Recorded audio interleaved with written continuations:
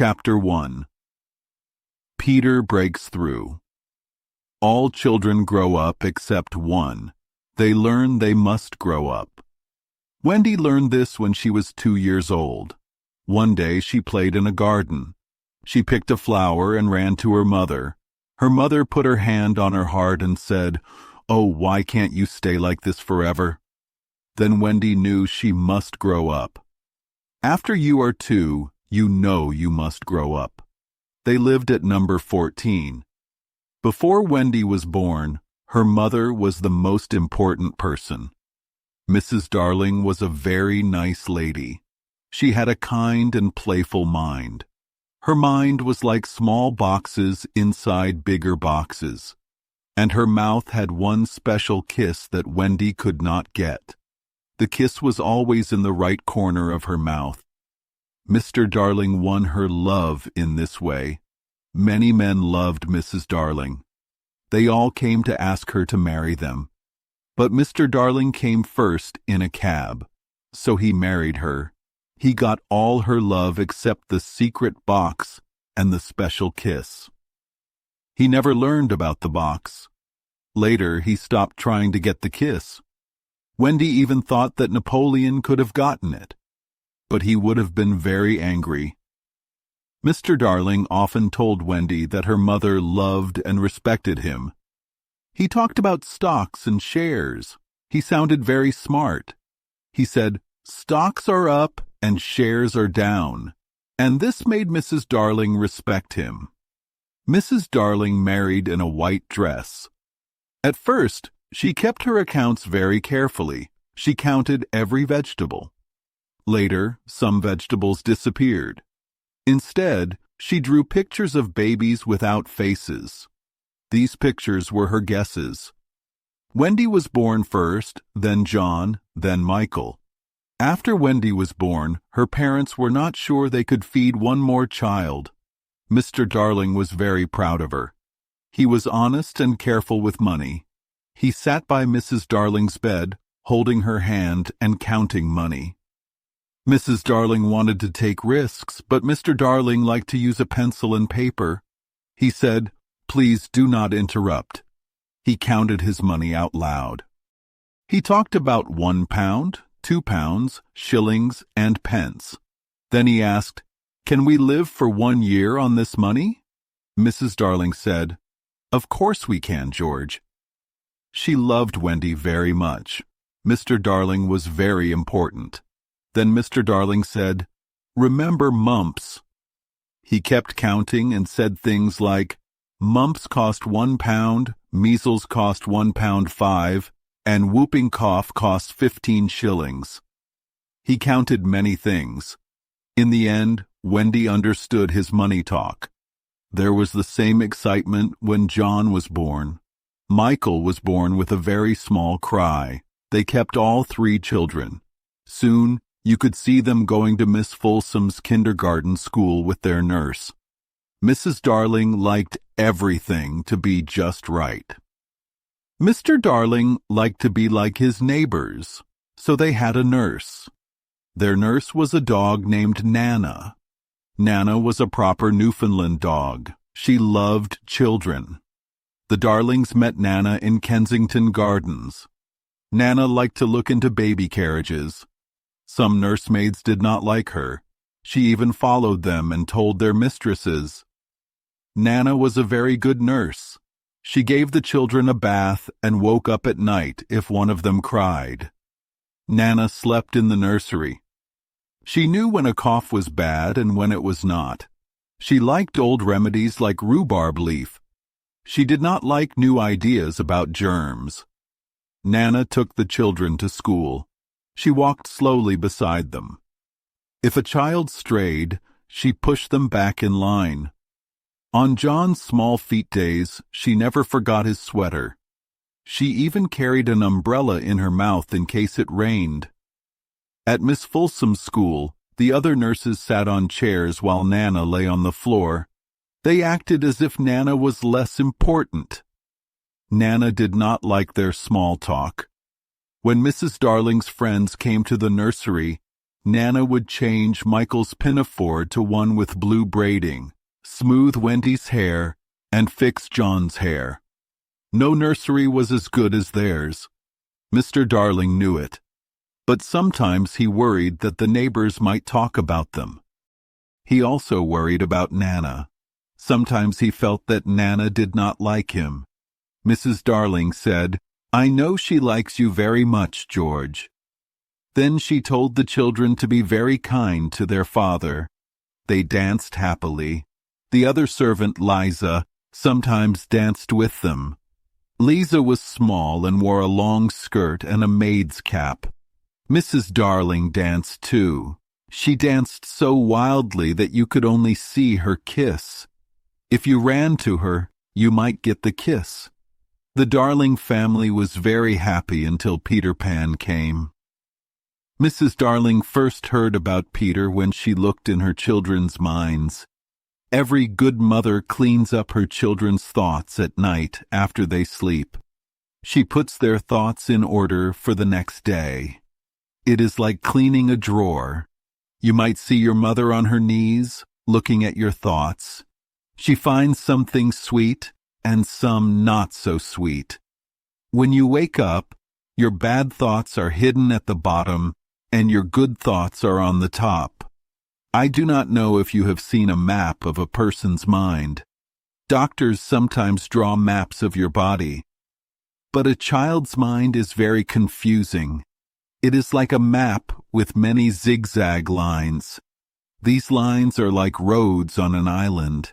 The island is called Neverland. Neverland has many bright colors, small boats, wild people, and lonely houses. There are also caves with rivers and princes with many brothers. There is even a small old lady with a hooked nose. There are many things: school, religion, fathers, a round pond, needlework, and even a day for chocolate pudding. It is a confusing map because nothing stays still. Neverland is different for each child. For example, John had a lagoon with flamingos. John pretended to shoot at the flamingos. Michael was very small and had his own small flamingo. John lived in a boat on the sand. Michael lived in a wigwam. Wendy lived in a house made of leaves. John had no friends. Michael had friends at night. Wendy had a pet wolf that no one loved. Their Neverlands were a little like each other.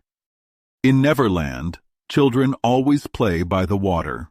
We have been there. We can still hear the sound of the sea.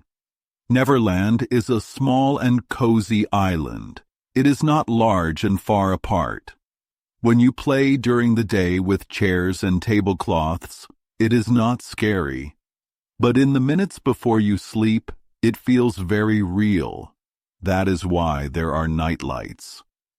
Sometimes when Mrs. Darling looked in her children's minds, she found one strange word. The word was Peter. She did not know any Peter, but Peter was in John's and Michael's minds. In Wendy's mind, the name Peter was everywhere. The word Peter was big and bold. It looked a little proud. Wendy said, "Yes, he is a little proud." Her mother asked, "Who is he, my dear?" Wendy said, "He is Peter Pan, you know, Mother." At first, Mrs. Darling did not know who Peter was. Then she remembered a boy named Peter Pan who lived with fairies. People told strange stories about him. They said that when children died, he went with them so they would not be scared. When she was young, she believed these stories. Now she was an adult, and she did not really believe them. Mrs. Darling said, "Besides, he would be grown up by now." Wendy said confidently, "No, he is not grown up, and he is just my size." Wendy meant that Peter was the same size as her, both in body and in mind. Mrs. Darling asked Mr. Darling about Peter. He smiled and said, "It is nonsense that Nana tells them. It is the kind of idea a dog has. Do not worry, it will go away." but it did not go away. Soon, the troublesome boy gave Mrs. Darling a big shock. Children have very strange adventures without being scared. For example, 1 week later, a child might say that in the wood they met their dead father and played with him. One morning, Wendy told a strange story. Some leaves were on the nursery floor. They were not there when the children went to bed. Mrs. Darling looked at the leaves. Wendy smiled and said, "I think it is Peter again." Mrs. Darling asked, "What do you mean, Wendy?" Wendy said, "It is very naughty of him not to wipe his feet." Wendy was a very neat child. She said that sometimes Peter comes into the nursery at night. He sits at the foot of her bed and plays his pipes. Wendy never wakes up, but she just knows it. Mrs. Darling said, "What nonsense you talk, dear. No one can come into the house without knocking." Wendy said, "I think he comes in by the window." Mrs. Darling said, "But my dear, the window is 3 floors up." Wendy asked, "Weren't the leaves near the window, Mother?" It was true. The leaves were very near the window. Mrs. Darling did not know what to think. Wendy said this as if it was very normal. Mrs. Darling cried, "My child, why did you not tell me this before?" Wendy said lightly, "I forgot." She was in a hurry to eat her breakfast.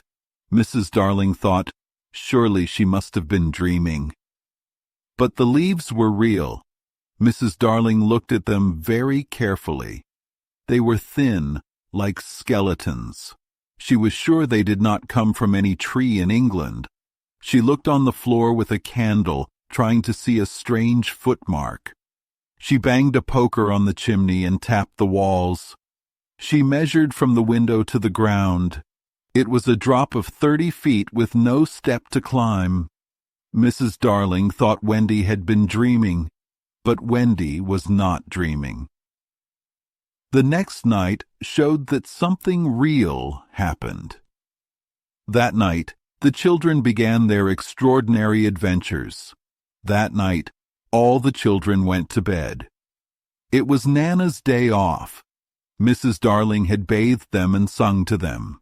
One by one, they let go of her hand and went to sleep. They looked safe and cozy. Mrs. Darling smiled and sat by the fire to sew. Michael was busy that night because it was his birthday and he was trying on shirts. The fire was warm and the nursery had 3 nightlights. Soon Mrs. Darling was sewing on her lap. Then her head drooped and she fell asleep. There were 4 people in the room: Wendy, Michael, John, and Mrs. Darling by the fire. It was as if there should be a 4th night light. While she slept, Mrs. Darling had a dream. In her dream, Neverland came very near. A strange boy broke through from Neverland.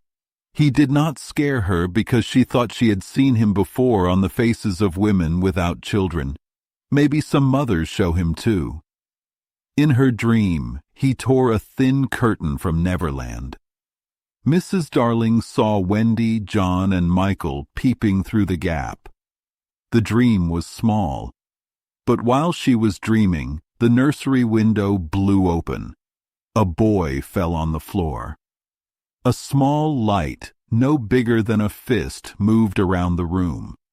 This light woke Mrs. Darling. She jumped up and cried. She saw the boy. She knew at once that he was Peter Pan. If you, I, or Wendy had been there, you would have seen that he looked like Mrs. Darling's special kiss.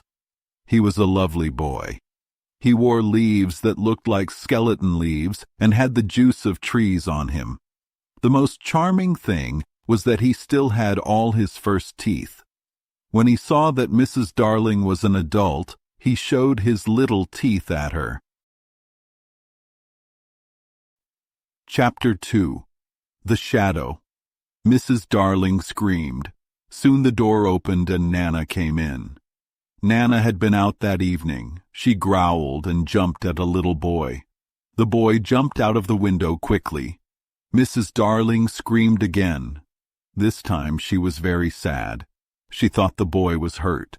She ran into the street to find his small body, but he was not there. When she looked up at the dark sky, she saw a bright light. It looked like a shooting star. Mrs. Darling went back to the nursery. There she saw Nana holding something in her mouth. It was the boy's shadow. When the boy jumped at the window, Nana closed it fast. She did not catch him, but his shadow did not get out. The window slammed and broke a little. Mrs. Darling looked at the shadow carefully. It was a normal shadow. Nana knew what to do with it. She hung the shadow by the window. Nana meant, "The boy will come back for his shadow. Let us hang it where he can get it easily and not disturb the children." But Mrs. Darling did not like the shadow on the window. It looked like washing and made the house look dull. She thought about showing it to Mr. Darling, but he was busy counting money for winter coats for John and Michael. He even had a wet towel on his head. It was not a good time to trouble him. Mrs. Darling knew he would say, "It is all because we have a dog as a nurse." So she decided to roll up the shadow. She put it safely in a drawer until she had a good time to tell her husband. Oh, what a worry. A week later, on a Friday, and it was always Friday, the chance came. Later, Mrs. Darling often said, "I should have been more careful on a Friday." Mr. Darling said, No, I am responsible. I, George Darling, did it. Mea culpa, mea culpa." He had learned many things at school. Every night after that, they remembered that bad Friday. They talked about every small detail over and over. Mrs. Darling said, "If only I had not gone to a dinner at number 27. Mr. Darling said, "If only I had put my medicine in Nana's bowl." Nana's sad eyes seemed to say, "If only I had pretended to like the medicine." Mrs. Darling said, "My love for parties." Mr. Darling said, "My funny humor." Mrs. Darling said, "My worry about small things." Then sometimes one or more of them would cry. Nana sometimes barked as if to say, "It is true. They should not have a dog as a nurse." Many times Mr. Darling wiped Nana's eyes with a handkerchief. He would cry, "That fiend," and Nana would bark back. But Mrs. Darling never scolded Peter. There was something in her smile that made her not want to call Peter names.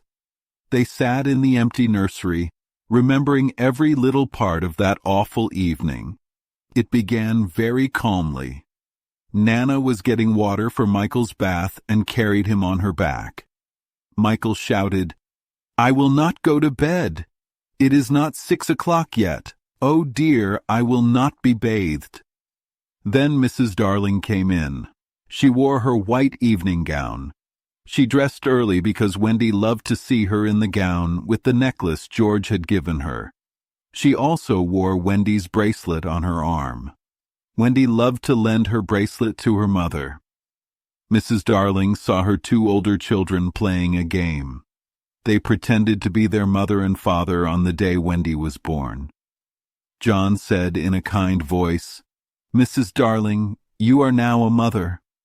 Wendy danced happily, like a real mother would have danced. Then John was born. There was a special celebration because he was a boy. Michael came from his bath and said, "I want to be born too." But John said harshly, "We do not want any more." Michael almost cried, "Nobody wants me." But the lady in the evening dress, Mrs. Darling, said, "I do want you. I want a third child." Michael asked, "Boy or girl?" She said, "Boy." Then Michael jumped into her arms. It was a small memory for Mr. and Mrs. Darling and Nana now. But it was a big memory on Michael's last night in the nursery. They talked and remembered. Mr. Darling said, "I rushed in like a tornado, didn't I?"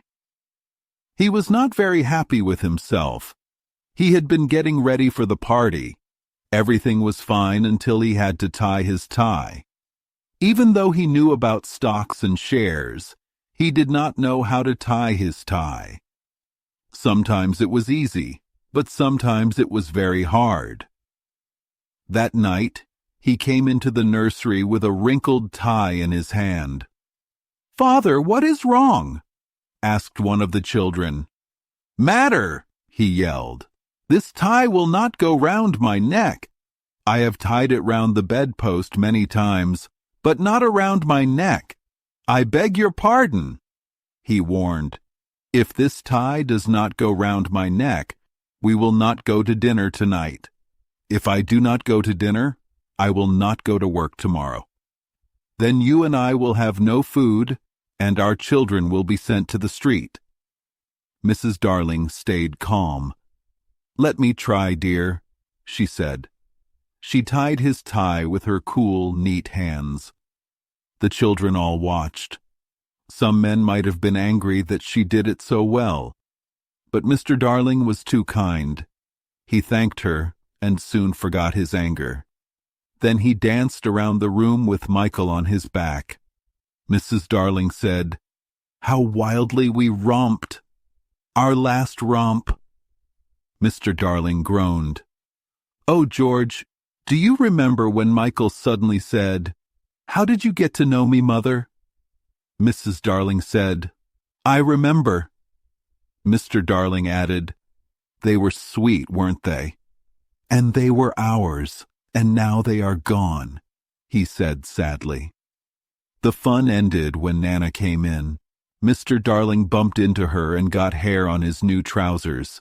They were his very first trousers with braid. He bit his lip to stop tears. Mrs. Darling brushed him off, but he started to say again that having a dog for a nurse was a mistake. "George, Nana is a treasure," Mrs. Darling said. Mr. Darling said, "I sometimes feel she looks at the children as if they were puppies." Mrs. Darling said, "No, dear, I am sure she knows they have souls." Mr. Darling thought, "I wonder—" This was a chance for Mrs. Darling to tell him about the boy. At first he did not care about the shadow, but he became serious when she showed him the shadow. He said, "I do not know this person, but the shadow looks like a bad boy." "We were still talking about it," Mr. Darling said, "when Nana came with Michael's medicine. You will never carry the bottle in your mouth again, Nana. It is all my fault." Mr. Darling was a strong man, but he acted a bit silly about the medicine. He always took his medicine without complaining. When Michael did not take his spoon, he said, "Be a man, Michael." Michael shouted, "I won't! I won't!" Mrs. Darling left the room to get a chocolate for him. Mr. Darling said, "Do not spoil him."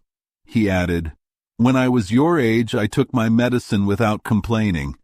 I said, 'Thank you, kind parents, for giving me medicine.'"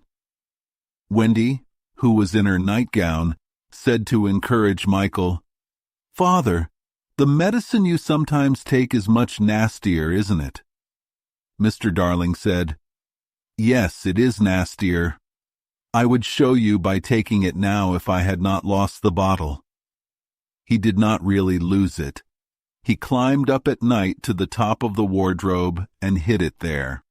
But the faithful Liza found it and put it back on his washstand. Wendy said, "I know where it is, Father. I will bring it." She ran off quickly. Then Mr. Darling's mood became very low. "John," he said, shivering, "this medicine is very nasty. It is sticky and sweet." "It will be over soon, Father," John said cheerfully. Then Wendy came in with the medicine in a glass. "I was as quick as I could," she panted. "You are very quick," her father said. Michael, you go first, he said stubbornly. Father first, said Michael, who was a little suspicious. I will be sick, you know, Mr. Darling said in a warning tone. Come on, father, said John. Hold your tongue, John, Mr. Darling said. Wendy was puzzled. I thought you took it easily, father. That is not the point, he said. The point is that my glass has more medicine than Michael's spoon. His proud heart felt very full. It is not fair.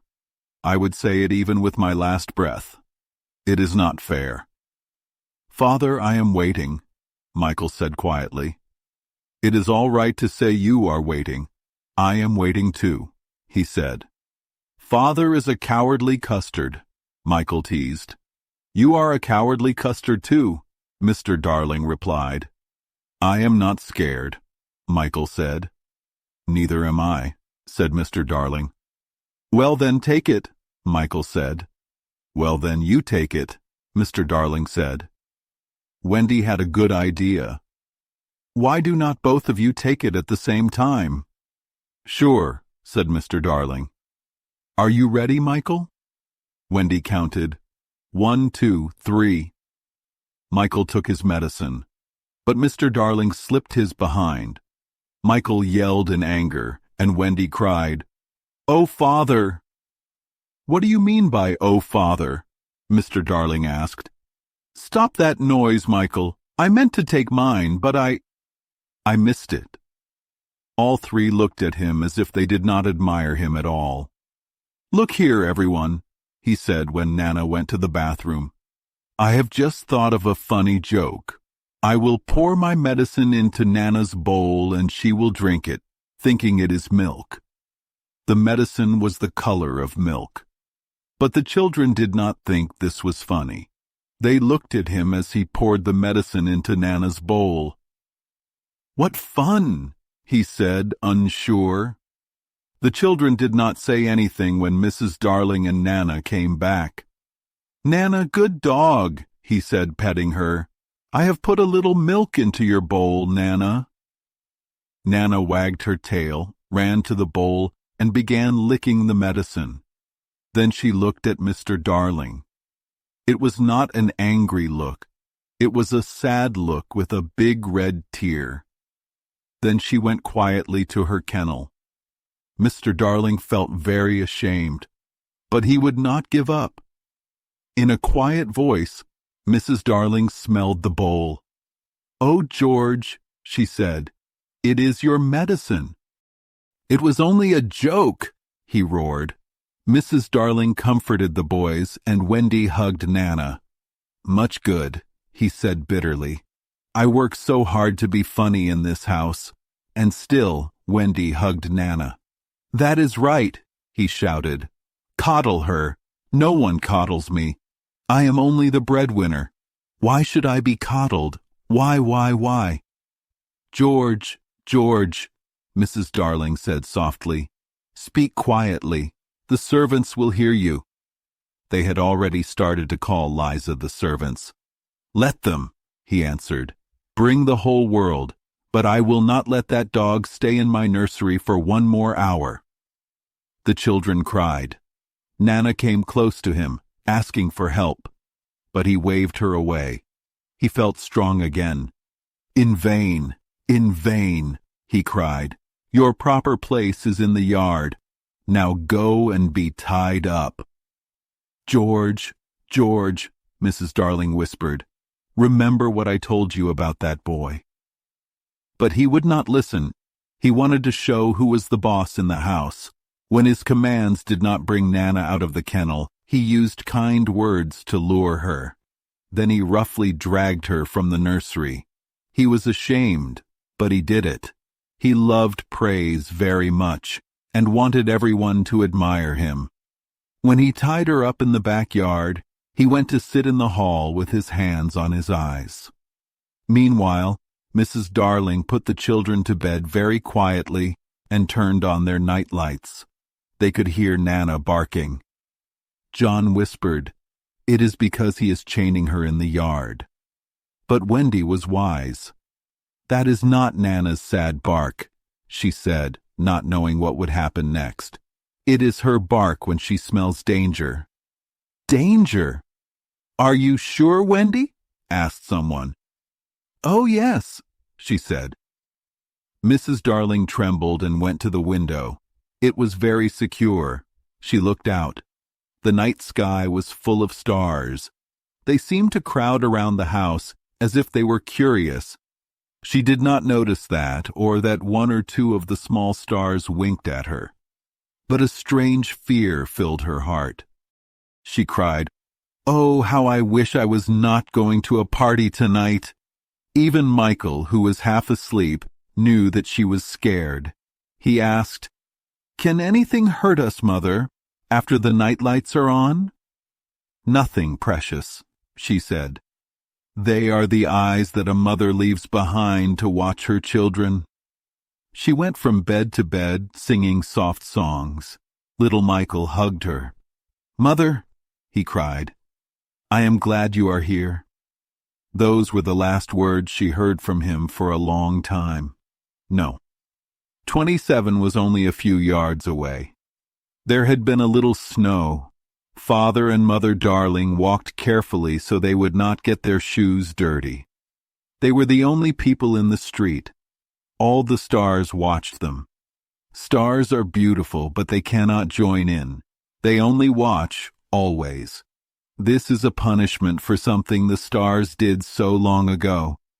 The older stars are now quiet and glassy. The little ones still wonder. They are not very friendly to Peter, who sometimes comes up behind them and tries to scare them. But they love fun. So tonight, they wanted the grown-ups to be away. As soon as the door of number 27 closed on Mr. and Mrs. Darling, there was a big noise in the sky.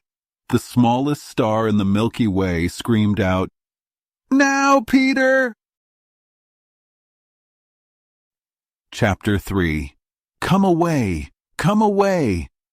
After Mr. and Mrs. Darling left the house, the three children's night lights stayed on. They were very pretty. It would have been fun to stay awake and see Peter. But Wendy's light blinked and yawned. Soon the other two lights yawned too, and all the lights went out. Then a new light appeared in the room. It was very bright. In a short time it searched every drawer, the wardrobe, and every pocket. This light was not a real light. It made light by flashing very fast. When it stopped, you saw a tiny fairy. She was not bigger than your hand. She was a girl named Tinker Bell. She wore a leaf like a dress. She looked a little round. A moment later the window was blown open by the soft wind of little stars. Peter Pan fell in. He had carried Tinker Bell part of the way. His hand was still dusty with fairy dust. "Tinker Bell," he said softly, making sure the children were asleep. "Tink, where are you?" At that moment, Tinker Bell was inside a jug. She liked it there because she had never been in a jug before. "Come out of the jug," Peter said, "and tell me, do you know where my shadow is?" A lovely sound like golden bells answered him. That was the fairy language. Ordinary children cannot hear it, but if you could, you would remember it. Tinker Bell said that the shadow was in the big box. She meant the chest of drawers. Peter jumped to the drawers. He made a big mess as he looked inside. Soon he found his shadow. In his delight he forgot that he had shut Tinker Bell in the drawer. Peter thought his shadow should join with him like drops of water. When it did not, he felt very sad. He tried to stick it on with soap from the bathroom, but that did not work. Peter began to cry and sat on the floor. His crying woke Wendy. She sat up in bed. She was not scared to see a stranger crying on the floor. She was only curious. "Boy," she said politely, "why are you crying?" Peter was very polite too. He stood up and bowed to her. Wendy smiled and bowed back. "What is your name?" he asked. "My name is Wendy Moira Angela Darling," she said happily. "What is your name?" "Peter Pan," he said. Wendy thought, "That is a short name." "Is that all?" she asked. "Yes," he said a little sharply. He felt his name was too short. "I am sorry," said Wendy. "It does not matter," Peter answered quickly. Wendy asked, "Where do you live?" "Second to the right, and then straight on till morning," said Peter. "That is a funny address," said Wendy. Peter felt a little bad. "No, it is not," he said. Wendy, as a kind hostess, asked, "Is that the address on your letters?" Peter did not like letters. "Do not get any letters," he said. "But your mother gets letters?" asked Wendy. "I do not have a mother," Peter said. He did not want a mother. He thought mothers were not very important. Wendy felt very sorry for him. "Oh, Peter, no wonder you were crying," she said, and she got out of bed and ran to him. "I did not cry because of mothers," Peter said. "I cried because I cannot get my shadow to stick on. And besides, I did not cry at all." "Your shadow has come off?" asked Wendy. "Yes," he said. Then Wendy saw the shadow on the floor. It looked very messy. She felt very sorry for Peter. "How awful," she said. But she could not help smiling when she saw he had tried to stick it on with soap. It was so much like a boy. Wendy knew what to do. "We must sew it on," she said a little kindly. "What is sewn?" asked Peter. "You are very ignorant," Wendy said. "No, I am not," he answered. Wendy smiled and said, "I will sew it on for you, little man." Even though Peter was nearly as tall as her, she took her sewing kit and sewed the shadow to Peter's foot. "It might hurt a little," she warned. "Oh, I will not cry," said Peter. He closed his teeth and did not cry. Soon his shadow stayed on, though it was a little wrinkled. "Maybe I should have ironed it," Wendy said. Peter did not care about that. He began to jump about happily. He forgot that he owed his happiness to Wendy. He said proudly, "How clever I am! Oh, how clever I am!" It is a little embarrassing to say that Peter was very proud. He was the cockiest boy of all. Wendy was shocked. "You are conceited," she said with a little anger. "Of course I did nothing." "You did a little," Peter said carelessly and kept on dancing. "A little," Wendy said. "If I am no use, I can go back to bed." She jumped back into bed and hid her face under the blankets. Peter wanted her to look up. He pretended that he would go away. When that did not work, he sat at the end of the bed and tapped her with his foot. "Wendy," he said, "do not go back to bed. I feel so proud, I cannot stop crowing." Still she did not look up, but she listened. "Wendy," he continued in a soft, charming voice, "one girl is more useful than 20 boys." Now Wendy was almost like a grown-up. She peeked out from under the blankets. "Do you really think so, Peter?" she asked. "Yes, I do," he answered. "I think that is very sweet of you," said Wendy. "I will get up again." She sat beside him on the bed. She even said she would give him a kiss if he wanted one. Peter did not understand. He held out his hand, expecting a kiss. "Do you know what a kiss is?" asked Wendy, surprised. "I will know when you give me one," he said, trying not to hurt his feelings. So she gave him a small thimble as a pretend kiss. "Now," Peter asked, "shall I give you a kiss?" "If you please," said Wendy politely.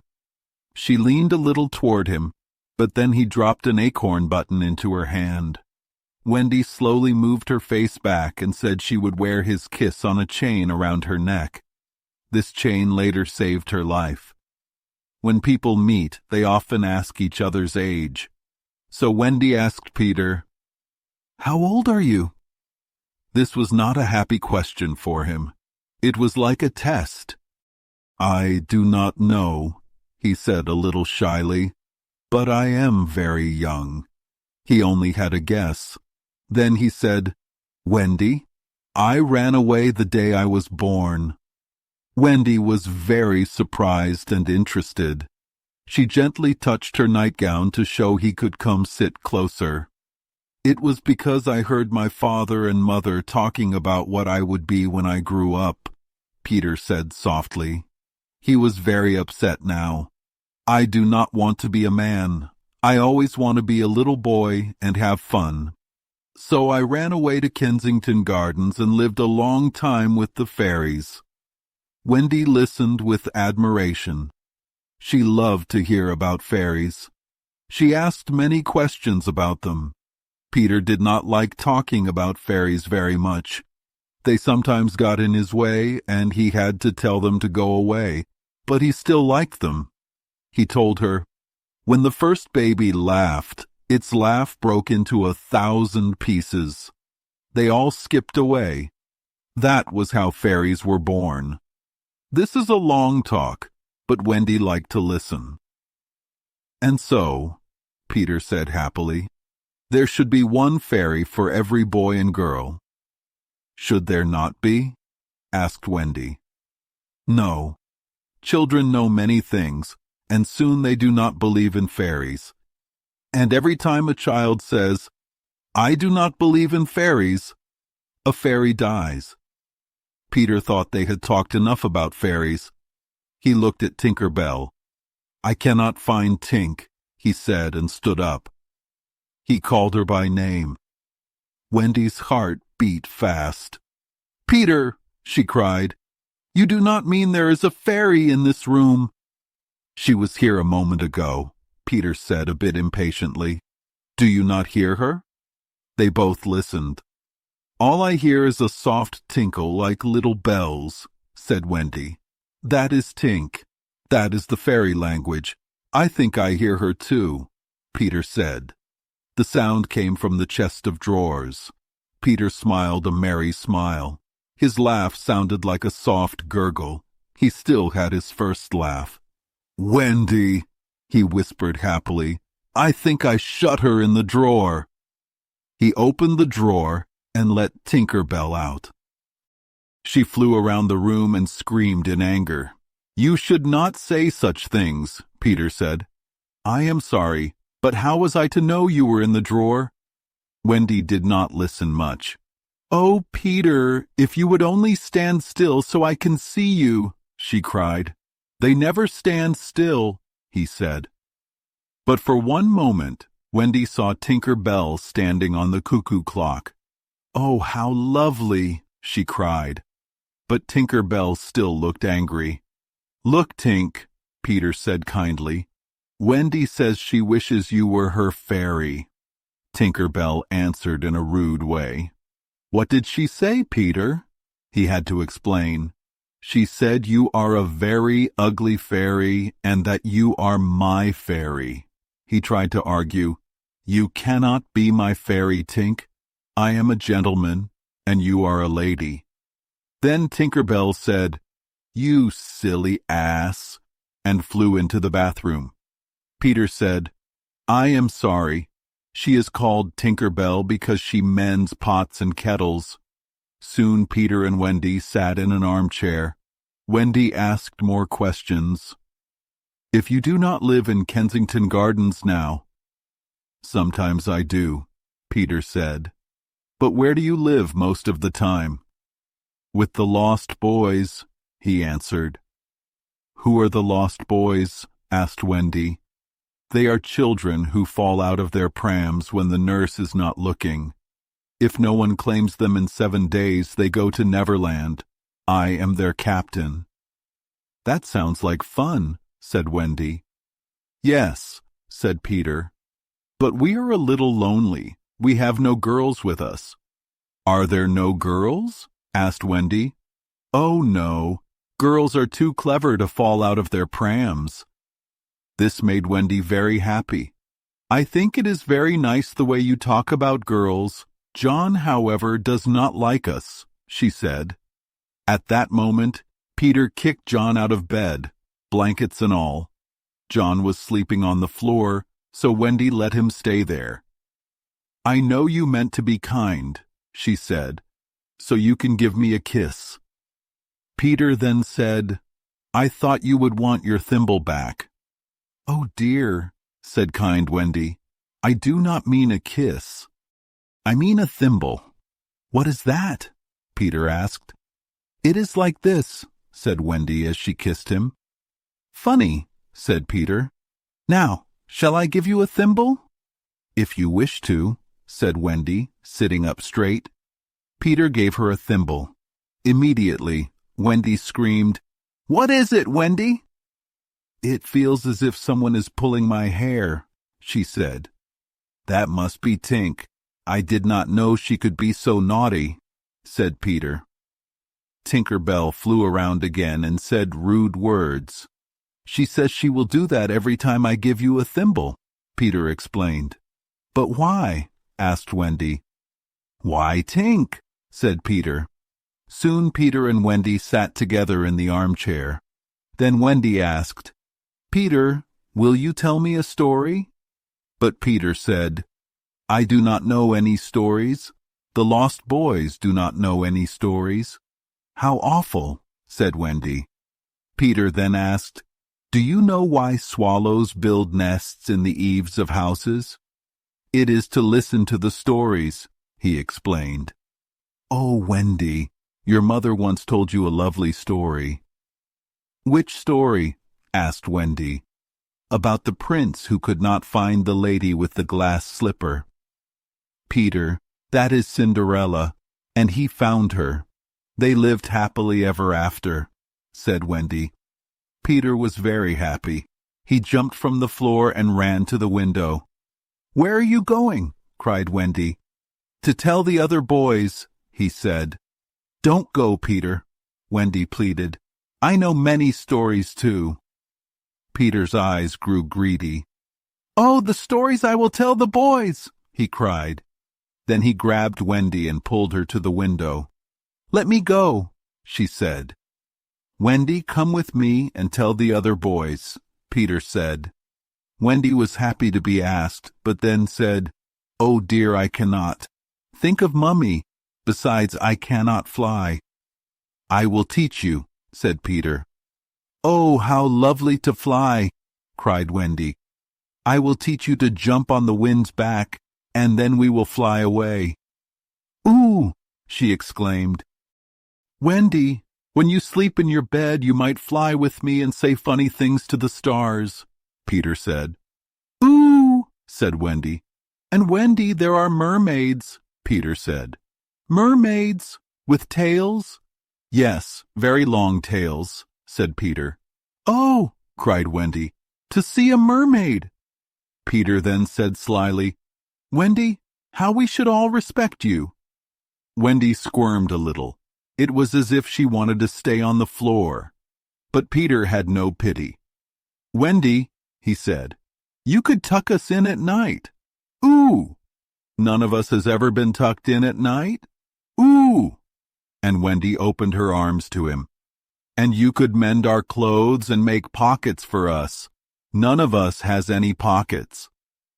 "How can I refuse?" Wendy said happily. "Peter, will you teach John and Michael to fly too?" "If you like," he said in a quiet voice. Wendy ran to John and Michael and shook them. "Wake up," she cried. "Peter Pan is here to teach us to fly." John rubbed his eyes. "I am awake," he said. Michael was also awake. He looked very sharp, but then Peter made a sign for silence. The children all listened very carefully. Everything was very quiet. Then everything was not quiet. Nana, who had barked all evening, was now silent. The children heard her silence. "Turn off the light! Hide! Quick!" cried John as he took charge for the first time. Soon Liza came in holding Nana. The nursery was dark again. You might think the three children were sleeping. But behind the curtains, you could hear soft breathing. Liza was in a bad mood. She had been mixing Christmas puddings in the kitchen. Nana had pulled a raisin from her cheek. Liza thought that if Nana stayed in the nursery a little, everything would be quiet. "Here, you suspicious brute," Liza said to Nana. "They are all safe. Listen to the little angels breathing." Michael, excited by this, breathed very loudly. Nana knew this kind of breathing. She tried to get away from Liza's arms, but Liza was very strict. "No more barking, Nana," she said. "If you bark again, I will take the children home from the party, and Master will punish you." Liza tied Nana up again. But Nana did not stop barking. She thought, "I want Master and Mrs. to come home from the party." Nana did not care if she was punished, as long as the children were safe. Liza went back to her puddings. Nana pulled and pulled at the chain until it broke. Soon she ran into the dining room of number 27. She raised her paws high as if to pray. Mr. and Mrs. Darling knew something terrible was happening in the nursery. They quickly ran into the street. Now it had been 10 minutes since 3 little troublemakers were behind the curtains. Peter Pan can do a lot in 10 minutes. We returned to the nursery. John came out of his hiding place and said, "It is all right. Peter, can you really fly?" Instead of answering, Peter flew around the room. He even flew past the mantelpiece. "That is amazing," said John and Michael. "Very nice," cried Wendy. "Yes, I am very nice," Peter said, forgetting his manners. Flying looked so easy. They tried it on the floor and then on the beds, but they always fell down instead of flying up. "How do you do it?" asked John. He rubbed his knee because he had fallen. "You just think happy, wonderful thoughts," Peter explained. "Then they lift you up into the air." He showed them again. "You are very fast," said John. "Can you do it slowly once?" Peter did it both slowly and quickly. "I have it now, Wendy," cried John. But soon he found he could not fly at all. None of them could fly even an inch. Even Michael said only 2 small words. Peter did not know any better. Peter was only teasing them. You cannot fly unless fairy dust is blown on you. Luckily, Peter had fairy dust on his hand.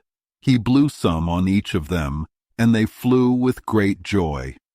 "Now just wiggle your shoulders like this," Peter said, "and then let go." They got on their beds. Brave Michael let go first. He did not really mean to let go, but he did. Immediately he flew across the room. "I am flying!" he screamed in the air. John let go and met Wendy near the bathroom. "Oh, wonderful! Oh, amazing! Look at me! Look at me! Look at me!" They were not as graceful as Peter. They even kicked a little. Their heads bumped against the ceiling. It was very funny. At first Peter helped Wendy, but soon he had to stop because Tinker Bell was very angry. Up and down they went. Around and around they flew. Wendy said, "This is heavenly." "Why don't we all go outside?" cried John. Peter had been planning this. Michael was ready. He wanted to see how far he could fly. But Wendy was not sure. "Mermaids," Peter said again. "Ooh! And there are pirates," Peter added. "Pirates!" cried John. He grabbed his Sunday hat. "Let us go now." At that moment, Mr. and Mrs. Darling came quickly with Nana from number 27. They ran into the street and looked at the nursery window. The window was still closed, but the room was very bright. They saw, in the shadow on the curtain, 3 little figures in night clothes flying around. They were not on the floor, they were in the air. Not 3 figures, 4. With trembling hands, Mr. and Mrs. Darling opened the door to the street. Mr. Darling wanted to run upstairs, but Mrs. Darling signaled him to be quiet. She even tried to calm her heart. Will they reach the nursery in time? If they do, what a relief it will be. But if they do not, I promise you the story will end well. They would have reached the nursery in time, if not for the little stars. Once again, the stars blew the window open. The smallest star called out, "Cave! Peter!" Then Peter knew he had to hurry. "Come!" he cried in a strong voice, and he flew out into the night. John, Michael, and Wendy followed him. Mr. and Mrs. Darling and Nana ran into the nursery too late. The children were gone. Chapter 4. The Flight. Second to the right, and straight on till morning. That is what Peter told Wendy was the way to Neverland. But even birds with maps could not follow these words. Peter just said what came into his head. At first his friends trusted him. They enjoyed flying so much that they spent time circling church spires and other tall things they liked. John and Michael raced. Michael started first. They remembered that not long ago they felt very proud because they could fly around the room. But now they were flying over the sea. John thought it was their second time over the sea and their 3rd night of flying. Sometimes it was dark and sometimes light. They became very cold and then too warm. They felt hungry at times. Peter had a funny way to get food. He would chase birds that had food for people. He would grab the food, then the birds would chase him and take it back. They would all run happily for a long time. But Wendy noticed that Peter did not know this was a strange way to get bread and butter. He did not know there were better ways. They were really sleepy, and when they fell asleep in the air, they would suddenly drop. Peter thought this was funny. "There he goes again!" he would cry happily when Michael fell like a stone. "Save him! Save him!" Wendy shouted, looking down at the sea far below. Peter would fly quickly and catch Michael just before he hit the water. He always waited until the last moment. It seemed he liked showing off his cleverness more than saving someone. Also, he liked new adventures. Sometimes, if you fell, Peter might not catch you. Peter could lie on his back and float in the air without falling.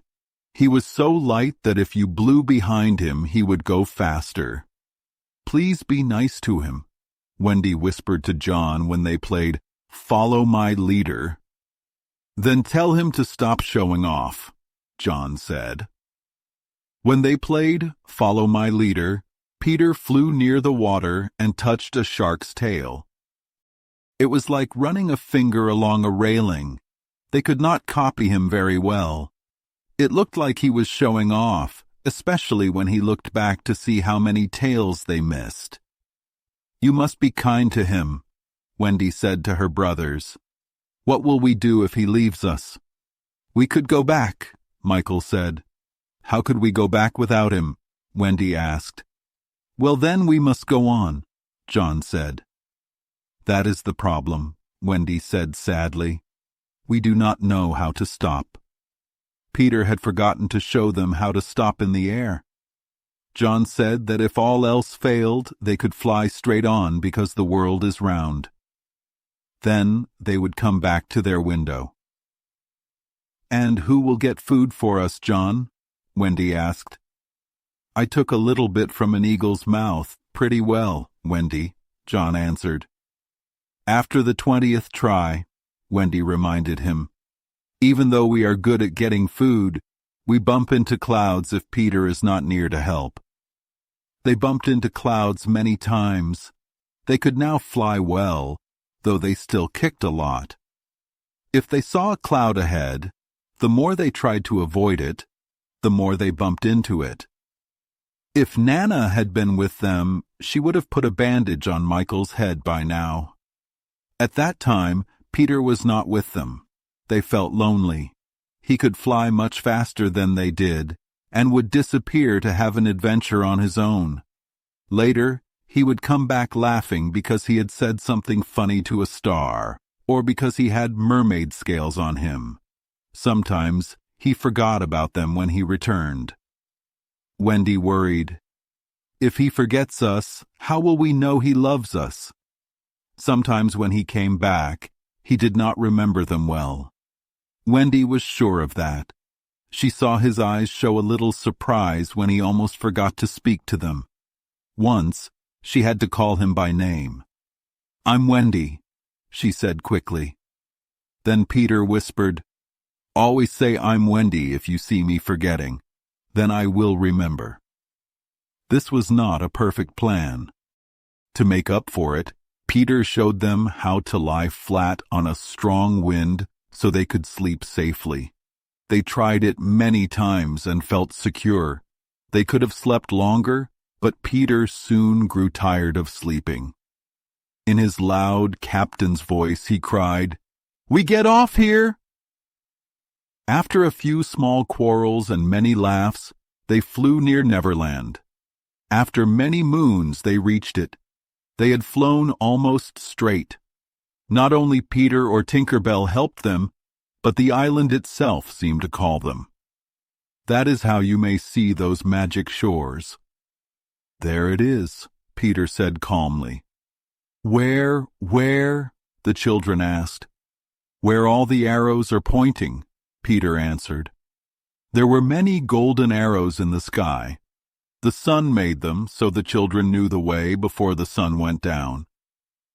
Wendy, John, and Michael stood on their tiptoe in the air to see the island.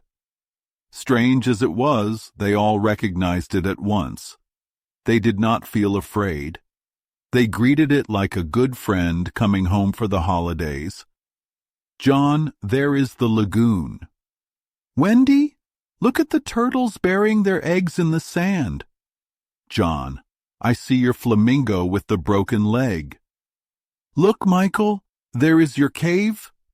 "John, what is that in the bushes?" "It is a wolf with her babies." "Wendy, I think that is your baby wolf." "There is my boat, John, with its sides burned." "No, it is not. We burned your boat." "That is my boat anyway." "John, I see smoke from the redskin camp." "Where? Show me, and I will tell you by the way the smoke curls if they are on the warpath." "There, just across the mysterious river." "I see now." "Yes, they are on the warpath," John said. Peter was a little annoyed that they knew so many things. But then, as darkness fell, fear came upon them. The golden arrows disappeared, and the island looked dark and gloomy. In old days at home, Neverland would look dark and strange at bedtime. There were black patches and moving shadows. You would hear strange roars and feel that you might lose. You would be happy that the nightlights were on. Nana would say, "This is just the mantelpiece here, and Neverland is pretend." But now Neverland was real. There were no nightlights. It grew darker and darker. And where was Nana? They had started to fly apart. Soon they huddled close to Peter. His careless ways were gone. His eyes shone, and he made them feel a little tingle every time they touched him. They flew so low that sometimes a tree nearly touched their feet. Nothing very bad was seen, but flying became slow and hard, as if they were pushing through invisible forces. Sometimes they would stay in the air until Peter beat on the wind with his fists. "They do not want us to land," he explained. "Who are they?" Wendy whispered, shivering. But Peter would not say. Tinker Bell was asleep on his shoulder. Then he woke her and sent her ahead. Sometimes Peter stopped in the air and listened with his hand to his ear. Then he stared down with very bright eyes. It looked as if his eyes could make 2 holes in the earth. After this, he continued flying. He was very brave. "Would you like an adventure now?" he asked John. "Or would you like to have your tea first?" Wendy said, "Tea first," and Michael squeezed her hand in thanks. But John, who was braver, hesitated. "What kind of adventure?" he asked slowly. "There is a pirate asleep below us," Peter said. "If you like, we will go down and kill him." "I do not see him," John said after a long pause. "I do." "Suppose he wakes up," John said quietly. Peter spoke sharply. "You do not think I would kill him while he is sleeping? I would wake him first and then kill him. That is what I always do." "Do you kill many pirates?" John asked. "Tons," Peter said. John said, "How amazing." But he chose to have tea first. He asked if there were many pirates on the island now. Peter said he had never known so many. "Who is captain now?" John asked. "Hook," Peter answered. His face became very serious when he said that name. "Jas Hook?" John asked. "Aye." Then Michael began to cry. Even John could only speak in small words. They all knew Hook's bad name. "He was Blackbeard's bosun," John whispered. "He is the worst pirate of all. He is the only man that Barbecue fears." "That is him," said Peter. "What is he like? Is he big?" John asked. "He is not as big as he once was." "What do you mean?" John asked. "I cut off part of him," Peter said. "You did what?" "Yes, I did," Peter said sharply. "I did not mean to be rude." "Oh, all right. But what part did you cut off?" "His right hand." "Then he cannot fight now?" "He can fight with his left hand. He has an iron hook instead of his right hand, and he uses it to claw." "Claws," John said. "Now, John," Peter said, "say, 'Aye, aye, sir.'" "Aye, aye, sir," John said. "There is one promise every boy in my crew must make. You must promise that if we meet Hook in a fight, you will leave him to me." John's face turned pale. "I promise," John said quietly. For a little while they felt less scared because Tinker Bell flew with them. In her light, they could see each other, but she could not fly as slowly as they did. So she flew around them in a circle like a halo. Wendy liked it until Peter told her the problem. "She says," Peter said, "that the pirates saw us before it got dark and took out their big gun, Long Tom." "The big gun?" Wendy asked. "Yes, and they will see her light. If they know we are near, they will fire." "Wendy! John! Michael!" "Tell her to go away, Peter," all 3 cried at once, but Peter would not. "She thinks we have lost our way," he said stiffly, "and she is very scared. Do you think I would send her away by herself when she is frightened?" For a moment, the circle of light broke. Peter gave Tinker Bell a small, loving pinch. "Then tell her," Wendy begged, "to put out her light." "She can't put it out. Fairies cannot do that. Her light only goes out when she falls asleep. The stars do that too." "Then tell her to sleep at once," John almost ordered. "She cannot sleep until she is very sleepy. That is the only thing fairies cannot do." "It seems to me," John growled, "these are the only 2 things worth doing." John got a little pinch, but not a loving one. "If only one of us had a pocket," Peter said, "we could carry her in it." But they had no pockets between the 4 of them. Then Peter had a happy idea. "John's hat," he said. Tinker Bell agreed to travel in a hat if someone carried her in their hand. John carried the hat at first, but it bothered his knee. So Wendy took the hat. This made Tinker Bell very angry. She hated being forced to go with Wendy. In John's black hat, the light was hidden. They flew on in silence.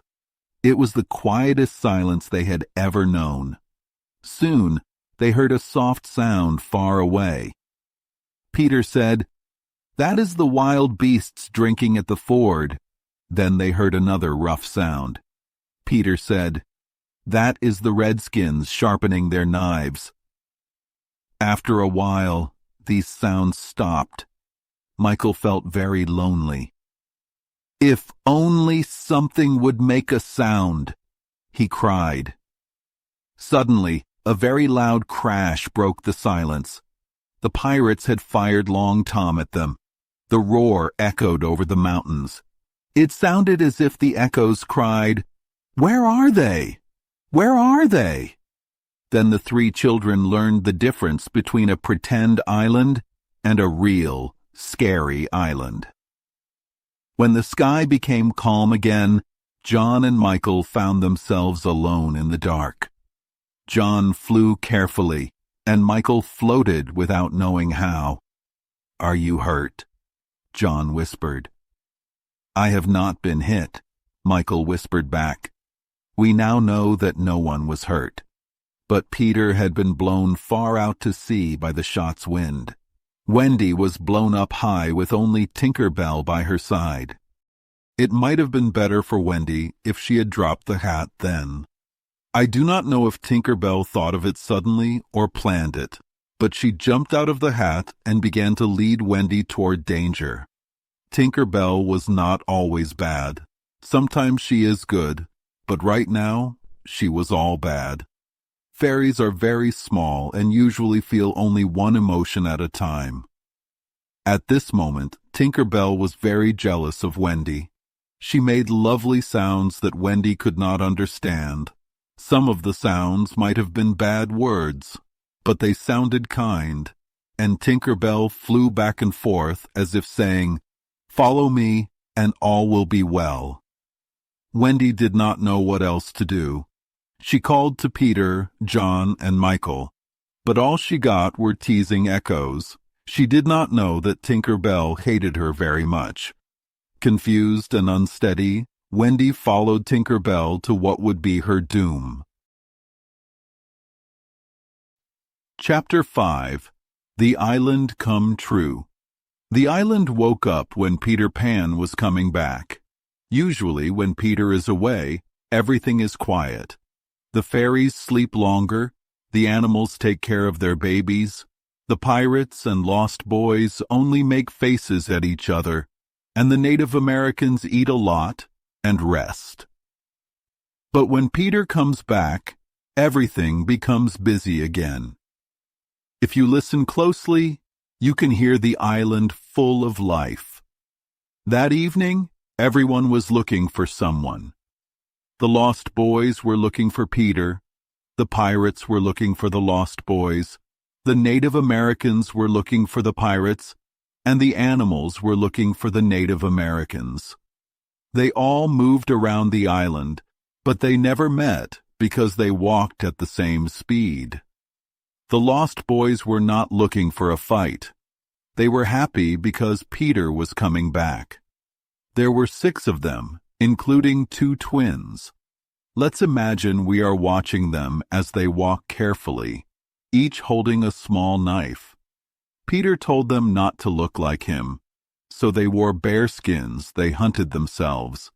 They looked round and fluffy, and if they fell, they would roll like balls. This made them very good at walking quietly. The first boy is Toodles. He is brave, but very unlucky. Whenever something exciting happens, he is always away collecting wood or doing something else. Because of this, he sometimes looks a little sad, but he is also very kind. Tonight, something big might happen to him. The fairy Tinker Bell is looking for someone to trick, and she thinks Toodles is the easiest to fool. Be careful, Toodles. Next is Nibs, who is always cheerful. Then comes Slightly, who loves making music from tree branches. He thinks he remembers his life before coming to the island, which makes him act very proud. Curly is next.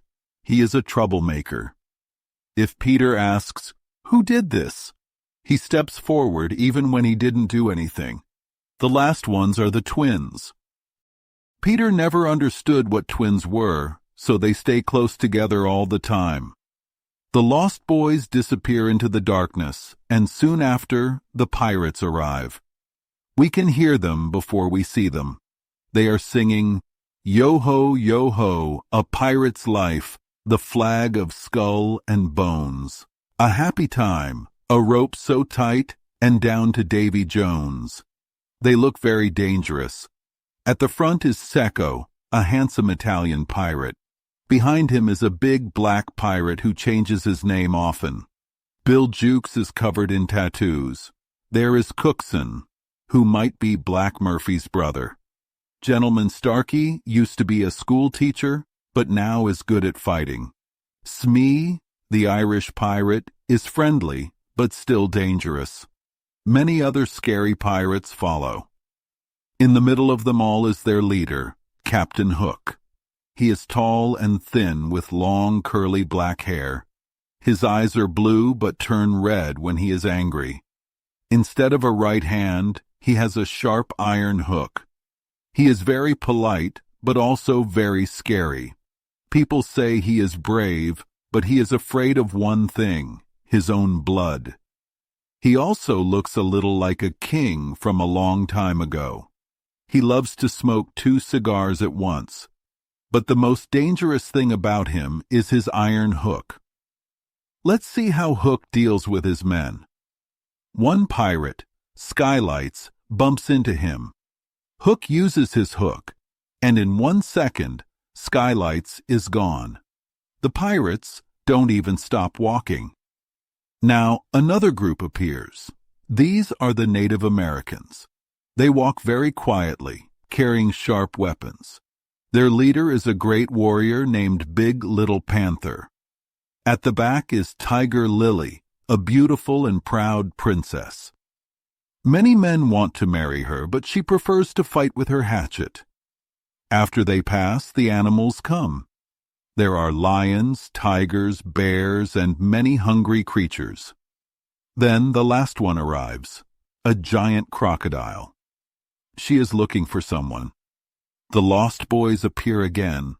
They are tired and sit down near their home under the ground. "I hope Peter comes back soon," they say. Slightly tries to be brave, but quickly changes his mind. They talk about mothers, which is something Peter does not allow. Nibs says his mother wanted her own checkbook, but he doesn't know what that is. Suddenly, they hear a song. "Yo-ho, yo-ho, the pirate life, the flag of skull and bones. A happy time, a rope so tight, and down to Davy Jones." The lost boys disappear into their secret home. Nibs is the only one who stays behind to see what is happening. The pirates are close. Starkey sees Nibs and wants to shoot, but Hook stops him. He doesn't want the noise to bring the Native Americans. Smee, Hook's helper, suggests using his knife, which he calls Johnny Corkscrew because he twists it when he stabs. But Hook has a different plan. He wants to catch all the boys at once. Hook and Smee sit alone. Hook tells Smee his biggest fear. Many years ago, Peter Pan cut off his hand and threw it to a crocodile. The crocodile liked the taste so much that it follows Hook everywhere, waiting to eat the rest of him. The only reason Hook is still alive is that the crocodile swallowed a clock. Now, whenever it comes close, Hook hears the ticking sound and runs away. But one day, the clock will stop ticking, and then the crocodile will get him. As Hook talks, He suddenly feels hot. He jumps up. He was sitting on a chimney. It is the lost boys' hiding place. They listen and hear children's voices inside. Now Hook has a new plan. He will make a big sweet cake with green sugar and leave it near the mermaid's lagoon. The lost boys love sweets, but don't have a mother to warn them about bad food. They will eat the cake and get sick. Hook laughs at his clever plan. Then a new sound comes. Tick, tick, tick. Hook freezes in fear. The crocodile is coming. He runs away quickly, with Smee following behind. The lost boys come out again, but suddenly Nibs runs toward them. He is being chased by wolves. "Help me!" he shouts. The boys remember what Peter would do in this situation. Peter would bend down and look at the wolves through his legs. So they do the same. The wolves get scared and run away. Nibs stands up and points to the sky. "I see something even more amazing," he says. "A big white bird is coming this way." "What kind of bird?" the boys ask. "I don't know," says Nibs, "but it looks very tired and keeps saying, 'Poor Wendy.'" "Poor Wendy?" the boys repeat. "I remember," Slightly says. "There are birds called Wendy's." The boys look up. Wendy is flying towards them, looking weak. But someone is flying near her. It's Tinker Bell. The fairy is jealous and is trying to hurt Wendy. "Hello, Tink," the boys call. Tinker Bell shouts, "Peter wants you to shoot the Wendy." The boys always obey Peter. "Quick, get our bows and arrows," they say. Toodles already has his bow and arrow. Tinker Bell sees this and gets excited. "Shoot quickly, Toodles. Peter will be so happy," she says. Toodles aims and shoots. The arrow hits Wendy, and she falls to the ground. The island comes alive. The island woke up when Peter Pan was coming back. Usually, when Peter is away, everything is quiet. The fairies sleep longer. The animals take care of their babies, the pirates and lost boys only make faces at each other, and the Native Americans eat a lot and rest. But when Peter comes back, everything becomes busy again. If you listen closely, you can hear the island full of life. That evening, everyone was looking for someone. The lost boys were looking for Peter, the pirates were looking for the lost boys, the Native Americans were looking for the pirates, and the animals were looking for the Native Americans. They all moved around the island, but they never met because they walked at the same speed. The lost boys were not looking for a fight. They were happy because Peter was coming back. There were 6 of them, including 2 twins. Let's imagine we are watching them as they walk carefully, each holding a small knife. Peter told them not to look like him, so they wore bear skins they hunted themselves. They looked round and fluffy, and if they fell, they would roll like balls. This made them very good at walking quietly. The first boy is Toodles. He is brave, but very unlucky. Whenever something exciting happens, he is always away collecting wood or doing something else. Because of this, he sometimes looks a little sad, but he is also very kind. Tonight, something big might happen to him. The fairy Tinker Bell is looking for someone to trick, and she thinks Toodles is the easiest to fool. Be careful, Toodles. Next is Nibs, who is always cheerful. Then comes Slightly, who loves making music from tree branches. He thinks he remembers his life before coming to the island, which makes him act very proud. Curly is next. He is a troublemaker. If Peter asks, "Who did this?" he steps forward, even when he didn't do anything. The last ones are the twins. Peter never understood what twins were, so they stay close together all the time. The lost boys disappear into the darkness, and soon after, the pirates arrive. We can hear them before we see them. They are singing, yo ho, a pirate's life, the flag of skull and bones, a happy time, a rope so tight, and down to Davy Jones. They look very dangerous. At the front is Secco, a handsome Italian pirate. Behind him is a big black pirate who changes his name often.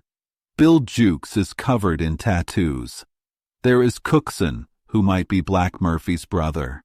Gentleman Starkey used to be a school teacher but now is good at fighting. Smee, the Irish pirate, is friendly but still dangerous. Many other scary pirates follow. In the middle of them all is their leader, Captain Hook. He is tall and thin with long, curly black hair. His eyes are blue but turn red when he is angry. Instead of a right hand, he has a sharp iron hook. He is very polite but also very scary. People say he is brave, but he is afraid of one thing, his own blood. He also looks a little like a king from a long time ago. He loves to smoke 2 cigars at once, but the most dangerous thing about him is his iron hook. Let's see how Hook deals with his men. One pirate, Skylights, bumps into him. Hook uses his hook, and in 1 second, Skylights is gone. The pirates don't even stop walking. Now, another group appears. These are the Native Americans. They walk very quietly, carrying sharp weapons. Their leader is a great warrior named Big Little Panther. At the back is Tiger Lily, a beautiful and proud princess. Many men want to marry her, but she prefers to fight with her hatchet. After they pass, the animals come. There are lions, tigers, bears, and many hungry creatures. Then the last one arrives, a giant crocodile. She is looking for someone. The lost boys appear again. They are tired and sit down near their home under the ground. I hope Peter comes back soon, they say. Slightly tries to be brave but quickly changes his mind. They talk about mothers, which is something Peter does not allow. Nibs says his mother wanted her own checkbook, but he doesn't know what that is. Suddenly, they hear a song. Yo ho, the pirate life, the flag of skull and bones. A happy time, a rope so tight, and down to Davy Jones. The lost boys disappear into their secret home. Nibs is the only one who stays behind to see what is happening. The pirates are close. Starkey sees Nibs and wants to shoot, but Hook stops him. He doesn't want the noise to bring the Native Americans. Smee, Hook's helper, suggests using his knife, which he calls Johnny Corkscrew because he twists it when he stabs. But Hook has a different plan. He wants to catch all the boys at once.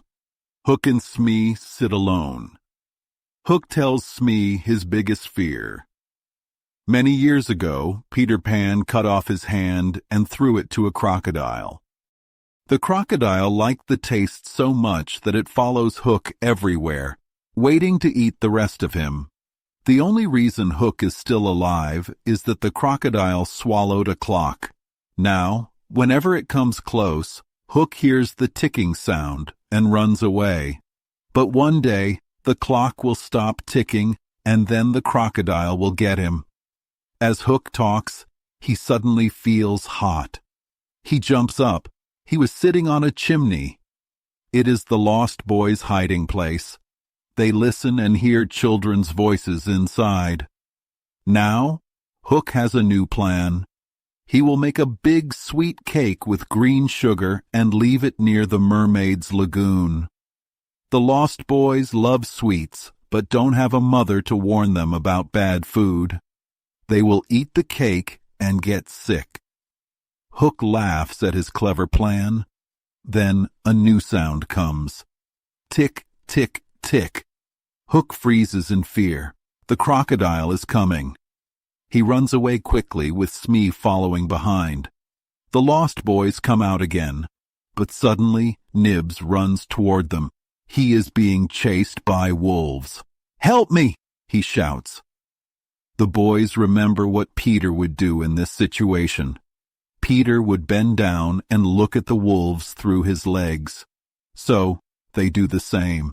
The wolves get scared and run away. Nib stands up and points to the sky. "I see something even more amazing," he says. "A big white bird is coming this way." "What kind of bird?" the boys ask. "I don't know," says Nibs, "but it looks very tired and keeps saying, 'Poor Wendy.'" "Poor Wendy?" the boys repeat. "I remember," Slightly says, "there are birds called Wendies." The boys look up. Wendy is flying towards them, looking weak. But someone is flying near her. It's Tinker Bell. The fairy is jealous and is trying to hurt Wendy. "Hello, Tink," the boys call. Tinker Bell shouts, "Peter wants you to shoot the Wendy." The boys always obey Peter. "Quick, get our bows and arrows," they say. Toodles already has his bow and arrow. Tinker Bell sees this and gets excited. "Shoot quickly, Toodles. Peter will be so happy," she says. Toodles aims and shoots. The arrow hits Wendy and she falls to the ground. Chapter 6. The Little House. Foolish Toodles stood proudly beside Wendy's body. Then the other boys came down from the trees with their weapons. "Toodles, you are too late," he cried. "I have shot Wendy. Peter will be very happy with me." High above, Tinker Bell flew by and shouted, "Silly ass!" before hiding. The other boys did not hear her. They gathered around Wendy. Then the forest grew very quiet. They would have all heard her heartbeat if it was still beating. Slightly was the first to speak. In a scared voice he said, "This is not a bird. I think she is a lady." "To a lady?" Toodles asked, trembling. "We have killed her," Nib said in a rough voice. They all took off their caps. Curly said, "Now I see. Peter was bringing her to us," and he sadly sat on the ground. One twin said, "At last a lady to take care of us, and you killed her." They felt sorry for Toodles and for themselves. When Toodles came closer, the others turned away. His face was very white, but now he had a serious look. "I did it," he said slowly. "In my dreams, when a lady came, I said, 'Pretty mother, pretty mother.' But when she really came, I shot her." Then he walked away slowly. "Don't go," the others called. "I must," he answered, shaking. "I am so afraid of Peter." At that sad moment they heard a loud shout. It was Peter calling. "Peter!" they cried. Peter always signaled his return with his voice. "Hide her," they whispered, and they gathered around Wendy. But Toodles stayed away. Soon Peter came flying in front of them. "Greetings, boys," he cried. They saluted him without thinking. Then there was silence. Peter frowned and said, "I am back. Why do you not cheer?" They tried to cheer, but no one did. In his hurry, Peter cried, "Great news, boys! I have brought a mother for you all." There was only a small thud as Toodles fell on his knees. "Have you not seen her?" Peter asked, sounding troubled. "She flew this way." One voice said, "Mommy!" And another said, "Oh, what a sad day." Toodles got up. "Peter," he said quietly, "I will show you her." When the others tried to hide her, he said, "Step back, twins. Let Peter see." They all stepped aside. Peter looked for a little while, then said, "She is dead. Maybe she is scared because she is dead." He thought of jumping away in a funny way and never coming back. The boys would have followed him if he had. But then Peter saw the arrow. He took it from her heart and looked at the boys. "Whose arrow is this?" he demanded. "It is mine, Peter," Tootles said, still on his knees. "Oh, wicked hand," Peter said. He raised the arrow like a dagger. Tootles did not move. He took off his shirt a little and said, "Strike, Peter, strike true." Peter tried twice to use the arrow. Each time his hand dropped. "I cannot strike," he said, amazed. "Something stops my hand." Everyone looked at him in wonder. Only Nibs looked at Wendy. "It is her," Nibs cried. "Look at her arm, the Wendy lady." Miraculously, Wendy raised her arm. Nibs leaned close and whispered, "I think she said, 'Poor Tootles.'" "She lives," Peter said briefly. Immediately, Slightly cried, "The Wendy lady lives!" Peter knelt beside her. He found his button on a chain around her neck. "See," he said. "The arrow hit this button. It is the kiss I gave her. It has saved her life." Slightly said quickly, "I remember kisses. Let me see it. Yes, that is a kiss." Peter did not really hear him. He begged Wendy to get better quickly so he could show her the mermaids. Wendy could not answer because she was still very faint. Then they heard a sad, high note. "Listen to Tink," said Curly. "She is crying because Wendy lives." Soon they told Peter about Tinker Bell's rude words. Never before had they seen him so stern. "Listen, Tinker Bell," he cried. "I am not your friend anymore. Go away from me forever." She flew to his shoulder and pleaded, but he brushed her off. When Wendy raised her arm again, he said, "Not forever, only for one whole week." Do you think Tinker Bell was happy that Wendy raised her arm? No, she did not like it at all. Fairies are very strange, and Peter sometimes hit them when he did not understand. But what should they do with Wendy now? She was very weak. "Let us carry her into the house," Curly suggested. "Yes," said Slightly. "That is what you do with a lady." "No, no," Peter said. "You must not touch her. It is not respectful." "That is what I was thinking," said Slightly. "But if she just lies there, she will die," said Tootles. "Yes, she will die," Slightly admitted sadly. "But there is no other way." "Yes, there is," cried Peter. "Let us build a little house around her." Everyone was delighted. "Quick," Peter ordered. "Bring me the best things we have. Let us build our house. Be sharp." In a moment, the boys worked like busy tailors before a wedding. They ran back and forth. They went to get bedding and firewood. While they worked, John and Michael appeared. They dragged things along the ground. Sometimes they fell asleep standing, then woke and moved again. "John, John," Michael cried. "Wake up. Where is Nana and Mother?" Then John rubbed his eyes and muttered, "It is true, we did fly." They were very happy to see Peter again. "Hello, Peter," they said. "Hello," Peter answered kindly. But he had almost forgotten them. He was busy measuring Wendy with his feet to see how big a house she needed. He wanted to leave room for chairs and a table. John and Michael watched him closely. "Is Wendy asleep?" they asked. "Yes," he said. "John," Michael said, "let us wake her and have her make supper for us." But as he spoke, other boys rushed with branches to build the house. "Look at them!" Michael cried. "Curly," Peter said in a strong captain's voice, "see that these boys are helping to build the house." "Yes, sir," they all answered. "Build a house?" John exclaimed. "For Wendy," said Curly. "For Wendy?" John said in surprise. "But she is only a girl." "That is why we are her servants," explained Curly. "You, Wendy's servants!" John cried. "Yes," said Peter, "and you also. Away with you!" The surprised brothers were pulled away to cut, hack, and carry wood. "Chairs and a fender first," Peter ordered. "Then we build a house around her." "Yes, that is how a house is built," said Slightly.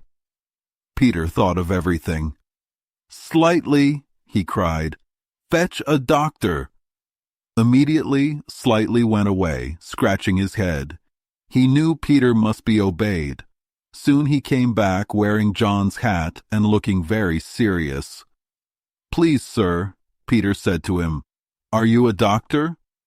The other boys knew that in their make-believe world, make-believe is as true as real. Sometimes they had to pretend they had eaten dinner. If they did not, Peter would tap them on the knuckles. "Yes, my little man," Slightly answered anxiously, rubbing his chapped knuckles. "Please, sir," Peter explained, "a lady lies very ill." She lay at their feet, but Slightly pretended not to see her. "Tut, tut, tut," he said. "Where does she lie?" "In that glade over there," Peter said. "I will put a glass thing in her mouth," said Slightly, and he pretended to do it. Peter waited. Soon the glass thing was taken out. "How is she?" Peter asked. "Tut, tut, tut," said Slightly. "This has cured her." "I am glad," Peter cried. "I will come again in the evening," Slightly said. "Give her beef tea in a cup with a spout." Then, after he returned John's hat, he blew big breaths to calm himself. Meanwhile, the wood was full of the sound of axes. Almost everything needed for a small, cozy house was now at Wendy's feet. "If only we knew what kind of house she likes best," one boy said. "Peter!" another shouted. "She is moving in her sleep." "Her mouth opens!" a third cried, looking carefully. "Oh, lovely!" "Maybe she is going to sing in her sleep," Peter said. "Wendy, sing the kind of house you would like to have." Even without opening her eyes, Wendy began to sing. "I wish I had a pretty house, the littlest ever seen, with funny little red walls and a roof of mossy green." The boys were very happy. The branches they had gathered were sticky with red sap, and the ground was covered with soft moss. As they built the little house, they started singing, "We've built the little walls and roof and made a lovely door. So tell us, Mother Wendy, what else do you want more?" Then Wendy answered eagerly, "Oh, really, next I think I'll have gay windows all about, with roses peeping in, you know, and babies peeping out." They made windows by hitting the wood with their fists. They used large yellow leaves as blinds. But when Peter heard roses, he said, "Roses!" They quickly pretended to grow the loveliest roses on the walls. "Babies?" someone asked. To stop Peter from ordering babies, they sang again, "We've made the roses peeping out. The babes are at the door. We cannot make ourselves, you know, because we've been made before." Peter then pretended that the idea was his own. The little house was very beautiful. Although they could not see Wendy inside, they knew she was safe. Peter walked up and down and ordered the last finishing touches. He noticed one thing. "There is no knocker on the door," he said. They felt ashamed, but Toodles took off his shoe. The sole of his shoe made a very good knocker.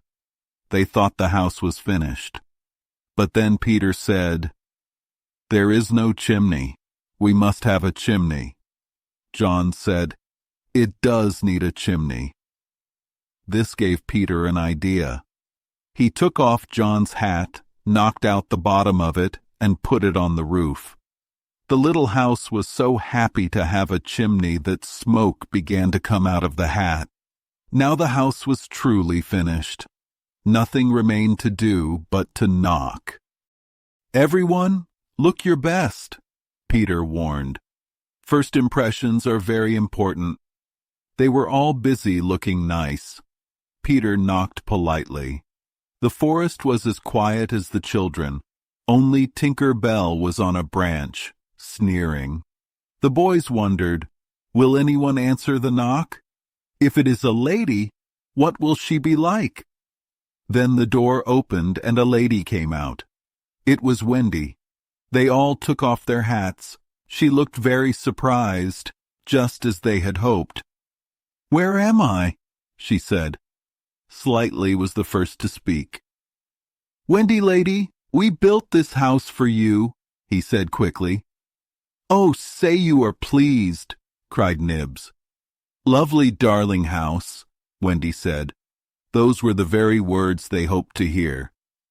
"And we are your children," cried the twins. Then all the boys knelt and stretched out their arms, crying, "Oh, Wendy lady, be our mother." "Should I be?" Wendy said, smiling brightly. "It is very fascinating, but I am only a little girl. I do not have much experience." "That does not matter," said Peter, as if he knew everything about mothers, even though he knew the least. "We just need a nice, motherly person." "Oh dear," Wendy said. "I feel that is exactly what I am." It is, they all cried. "We knew it at once." "Very well," she said. "I will do my best. Come inside now, you naughty children. I am sure your feet are wet. And before I put you to bed, I have time to finish the story of Cinderella." They all went inside. It was very crowded in Neverland. That night was the first of many happy evenings with Wendy. Soon she tucked the boys into the great bed in the home under the trees. But she herself slept in the little house. Outside, Peter stood guard with his sword, because pirates were laughing far away, and wolves were hunting. The little house looked very cozy and safe in the dark, with a bright light in its windows, and smoke coming from the chimney, and Peter on guard. After a while he fell asleep. Some sleepy fairies climbed over him on their way home. If any other boys got in the way, the fairies would tease them, but they just tickled Peter's nose and went on. Chapter 7. The Home Under the Ground. The next day, one of the first things Peter did was to measure Wendy, John, and Michael for their own hollow trees. You may remember that Hook had laughed at the boys for thinking they needed a tree each. But it is important that each tree fits its owner. If the tree does not fit, it is hard to go up and down. Every boy is a different size. When you fit in your tree, you can pull in your breath at the top and go down at the right speed. To climb up, you pull in and let out your breath in turns. When you learn this, you can do it very gracefully. Peter measures you for your tree like he would measure you for a suit. But here, the tree must fit you. Sometimes it is easy, like when you wear too many or too few clothes. But if you have bumps or the tree is odd-shaped, Peter does extra things so that you will fit. When you fit well, you must keep fitting. Wendy soon learned that this way a whole family can be kept in perfect shape. Wendy and Michael fit their trees on the first try. John had to be changed a little. After a few days of practice, the boys could go up and down like buckets in a well.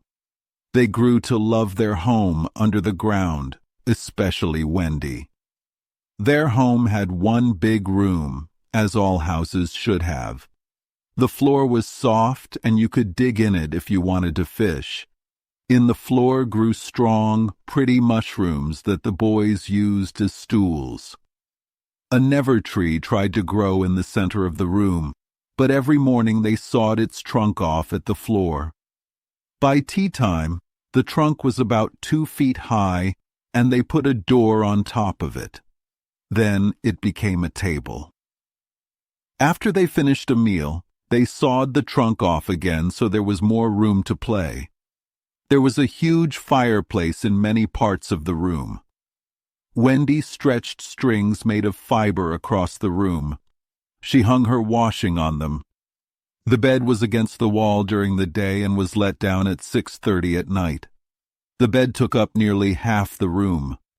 All the boys slept in it except Michael, who was packed in a basket like sardines. There was a strict rule: no one could turn around until someone gave the signal.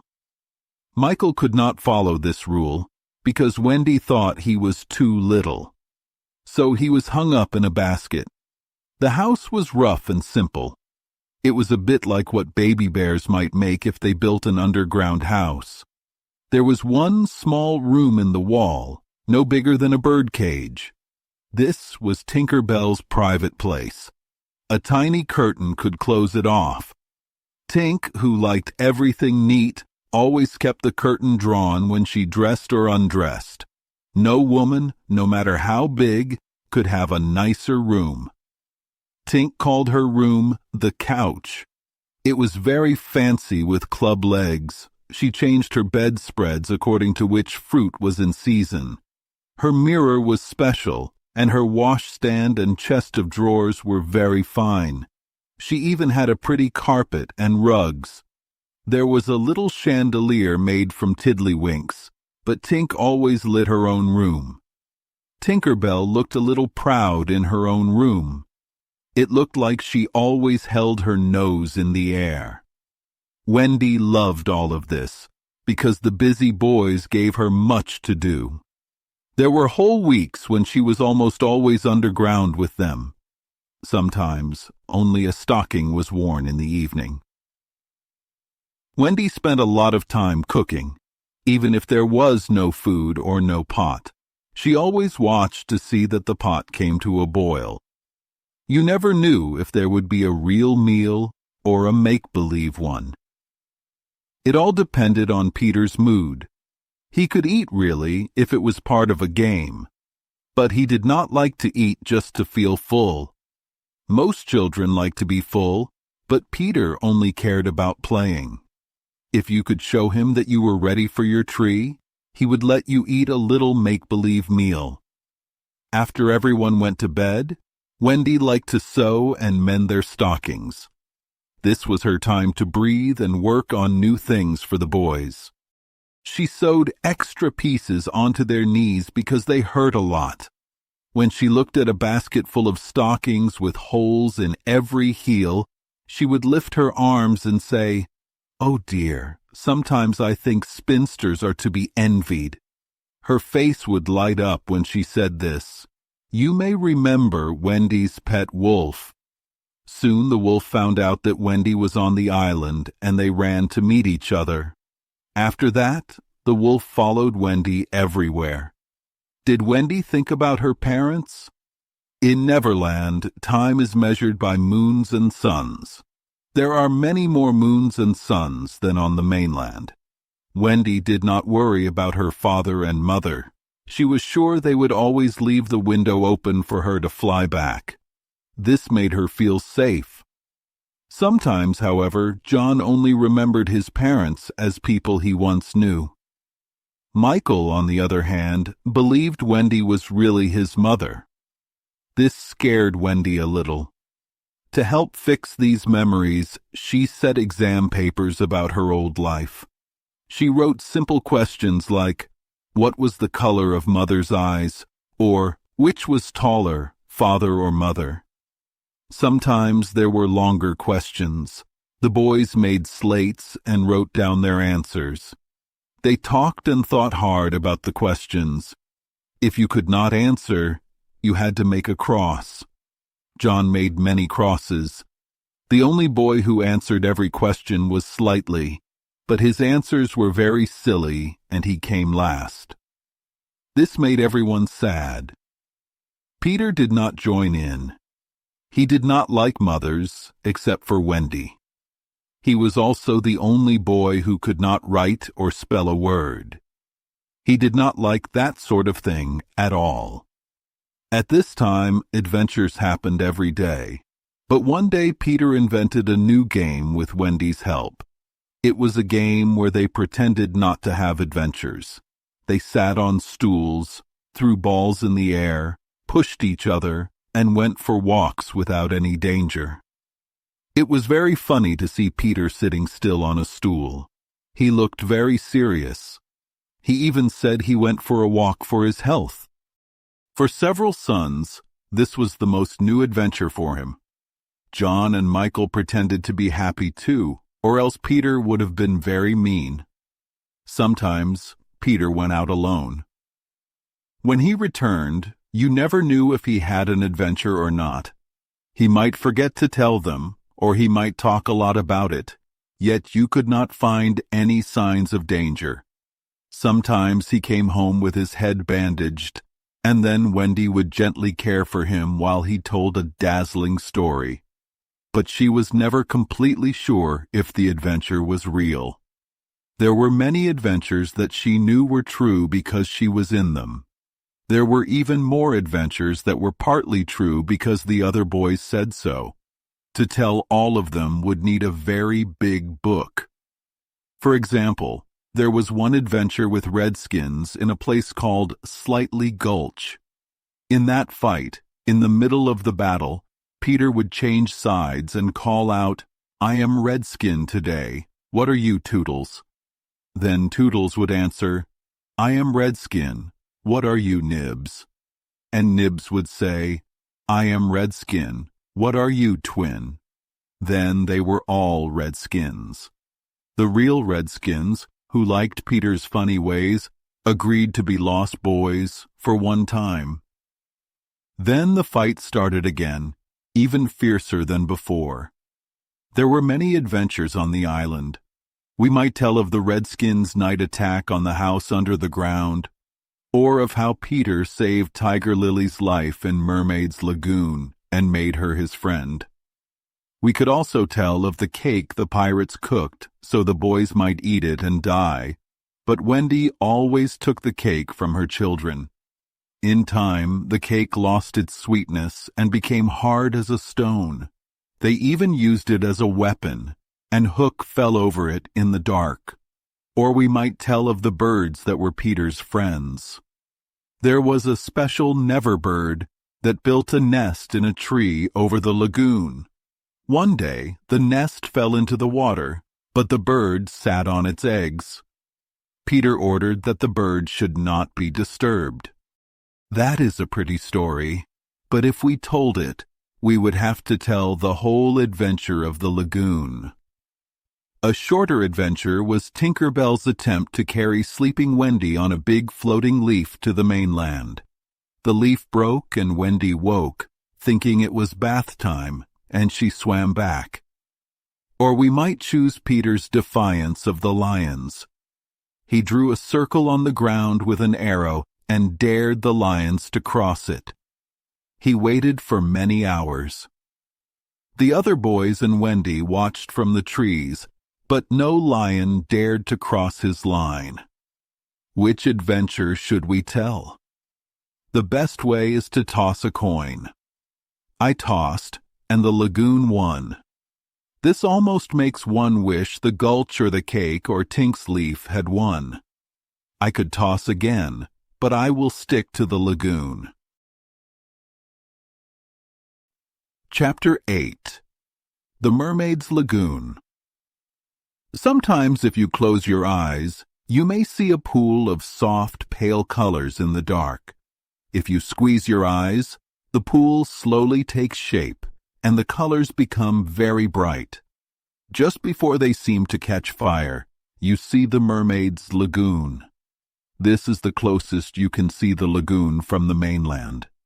In one perfect moment you might see the waves and even hear the mermaids sing. The children spent many long summer days at the lagoon. They swam, floated, and played games with the mermaids in the water. But the mermaids were not very friendly. Wendy often felt sad because she never heard a kind word from them. When she crept softly to the edge, She saw many mermaids on a rock called Marooner's Rock. They liked to lie in the sun and slowly comb their hair, which annoyed her. Sometimes when Wendy swam very close, the mermaids saw her and quickly dove away. They even splashed water on her with their tails on purpose.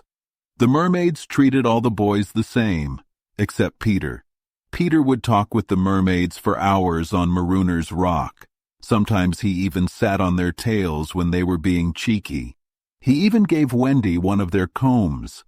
The most magical time to see the mermaids is when the moon is turning. Then they make strange, wailing sounds. But the lagoon is dangerous for people at that time. Until now, Wendy had never seen the lagoon by moonlight. Not because she was afraid, but because everyone had to be in bed by 7 o'clock. Still, she often visited on sunny days after the rain, when many mermaids came out to play with their bubbles. They would hit their many-colored bubbles from one to another with their tails and try to keep them in the rainbow until the bubbles burst. Sometimes a dozen mermaid games happened at the same time, and it was a very pretty sight. But as soon as the children tried to join the game, the mermaids disappeared quickly. Still, the mermaids secretly watched the children. One day, John hit a bubble with his head instead of his hand, and the mermaids copied him. That is the only mark John has left on Neverland. It was also very pretty to see the children resting on a rock after lunch. Wendy made them rest, even though their meal was pretend. They lay in the warm sun and looked shiny, while Wendy sat beside them and looked very important. One day, all the children were on Marooner's Rock. The rock was not much larger than their big bed. They knew not to take up too much room, and many of them were sleeping or resting. Sometimes they even pinched each other when they thought Wendy was not looking. Wendy was very busy sewing at that time. While she was stitching, something changed in the lagoon. Little shivers ran across the water, the sun went away, and cold shadows spread over the lagoon. Wendy could no longer see her needle well, and when she looked up, the once happy lagoon now seemed dark and unfriendly. It was not yet night, but it felt as dark as night. The water told them that night was coming. Wendy remembered the old stories of Marooner's Rock. In those stories, evil captains left sailors on the rock to drown when the tide rose. Wendy should have woken the children, but she obeyed her rule to let them sleep for a little while after lunch.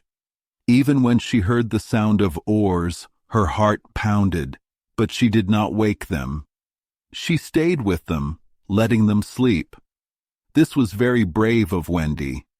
Then Peter, who could sense danger even in his sleep, sprang up like a dog and cried, "Pirates!" He put his hand to his ear and called, "Pirates!" The other boys came close. Peter had a strange smile on his face, and Wendy shuddered. No one spoke while he smiled. Then, in a strong voice, he ordered, "Dive!"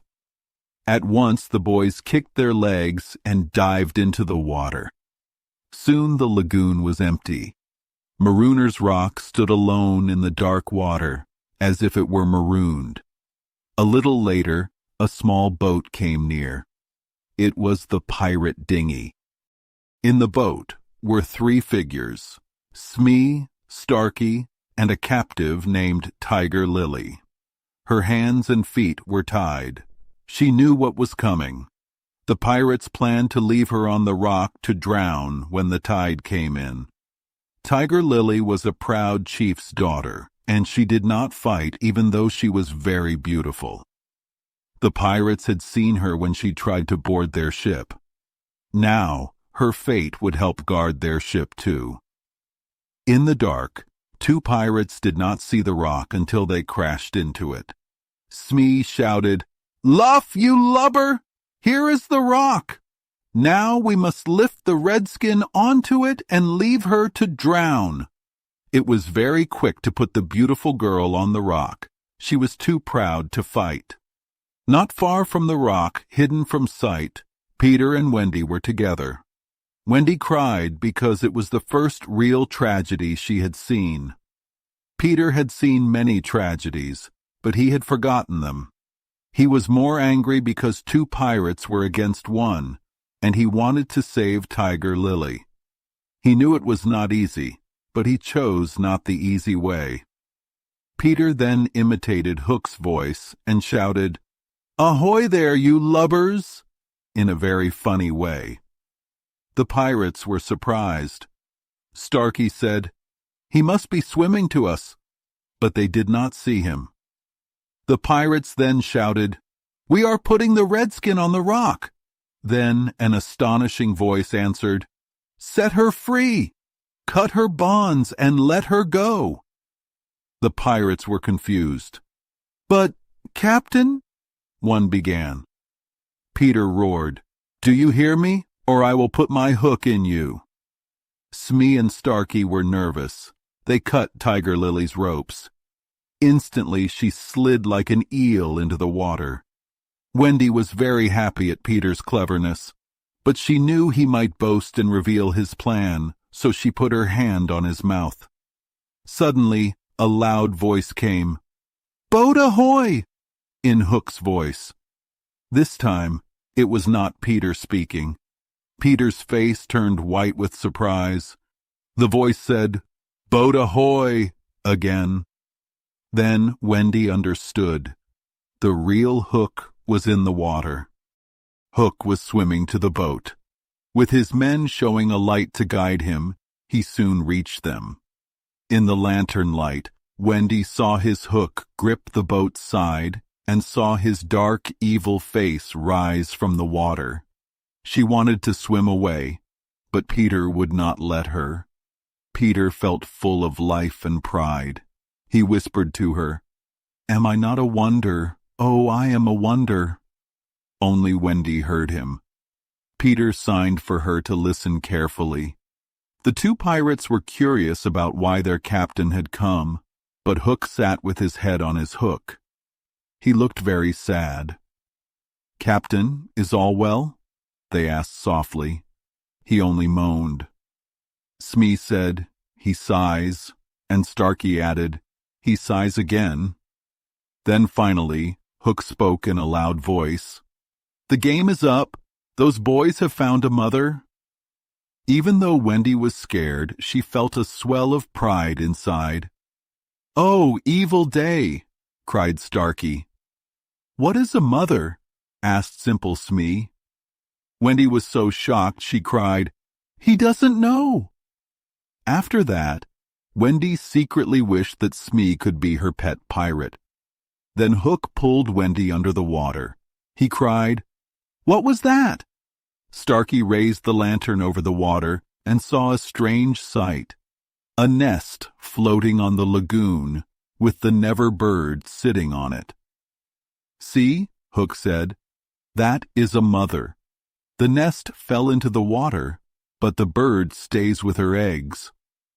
For a moment, Hook's voice broke, as if he remembered better times.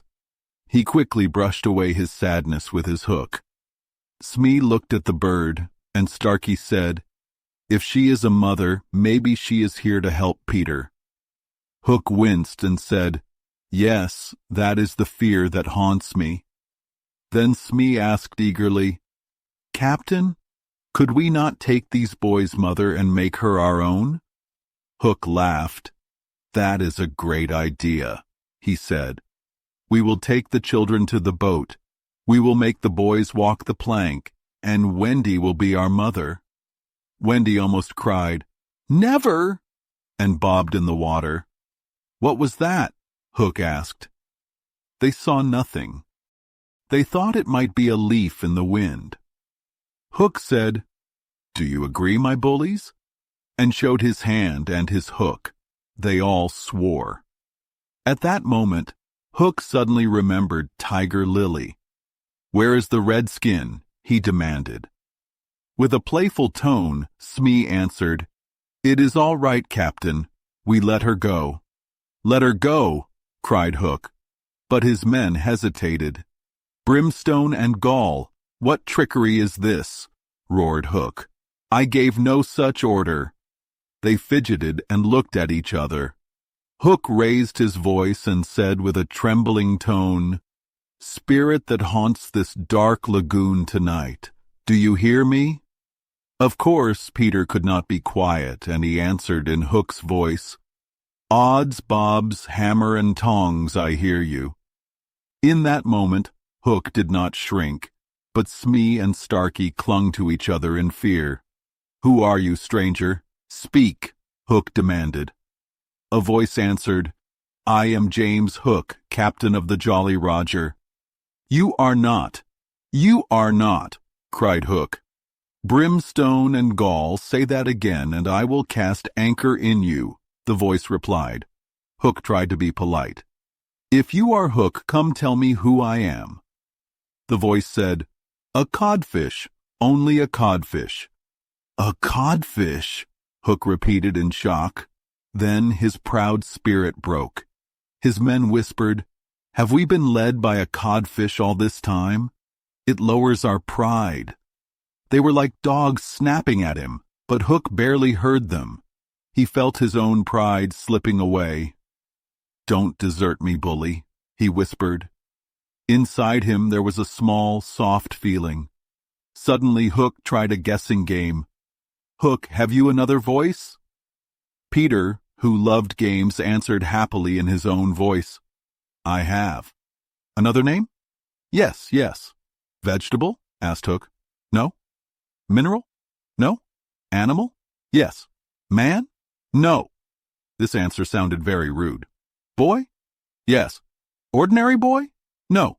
"Wonderful boy?" "Yes." "Are you in England?" "No." "Are you here?" "Yes." Hook was very confused.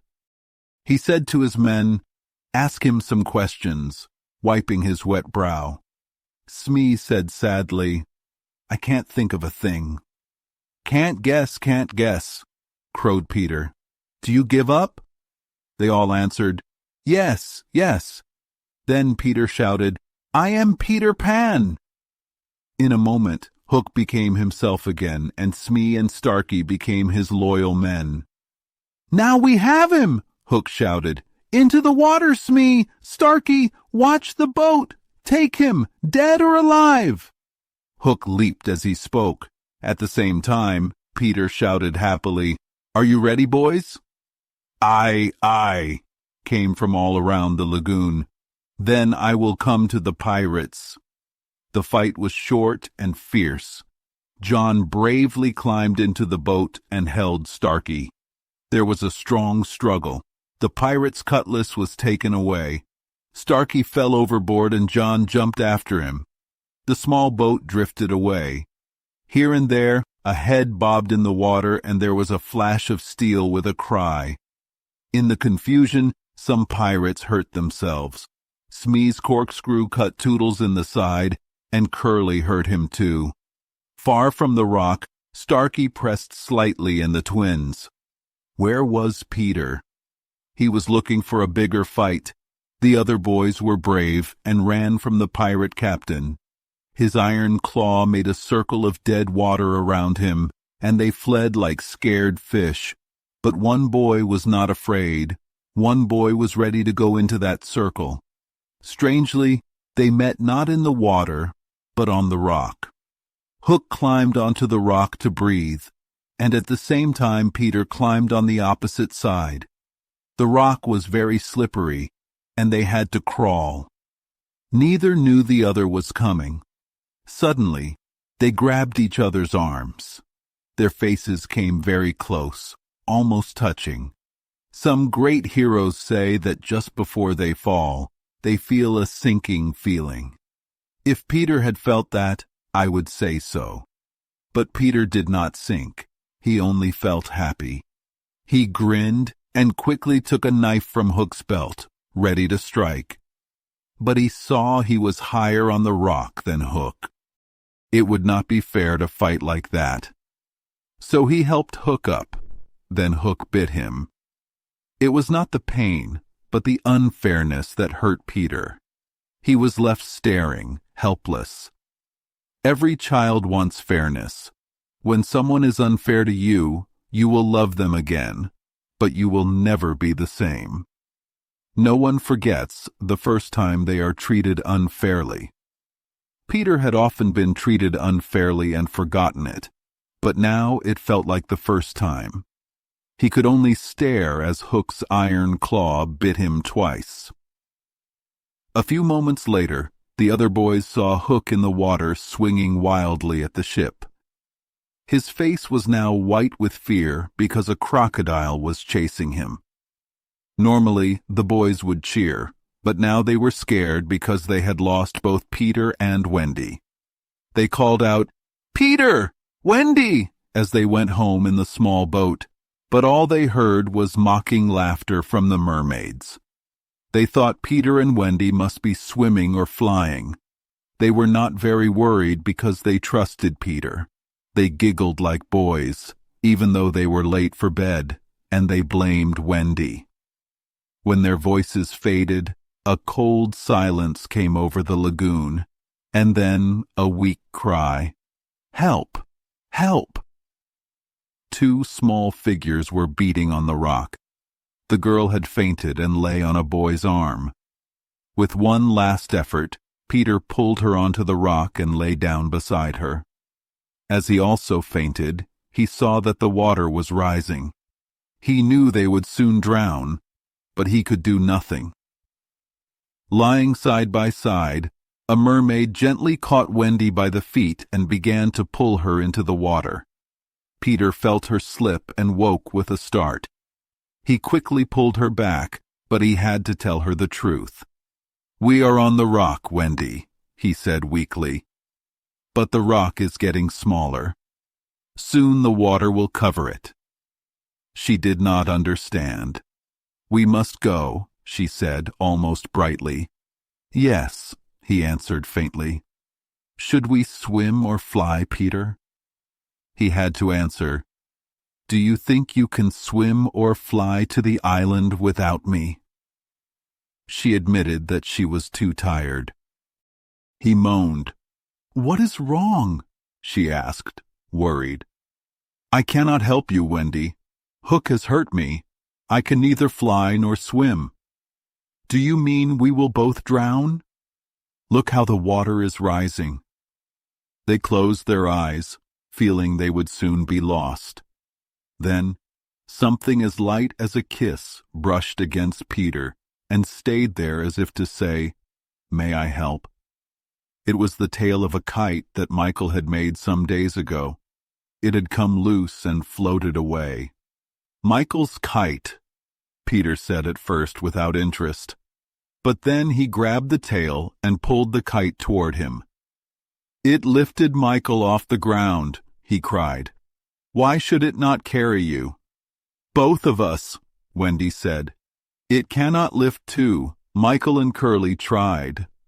"Let us draw lots," Wendy bravely suggested. "Never. You are a lady," Peter said. He then tied the kite tail around her. She clung to him and refused to leave.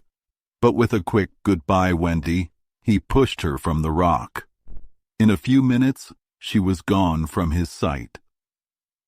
Peter was alone on the lagoon. The rock was very small now. Soon it would be under water.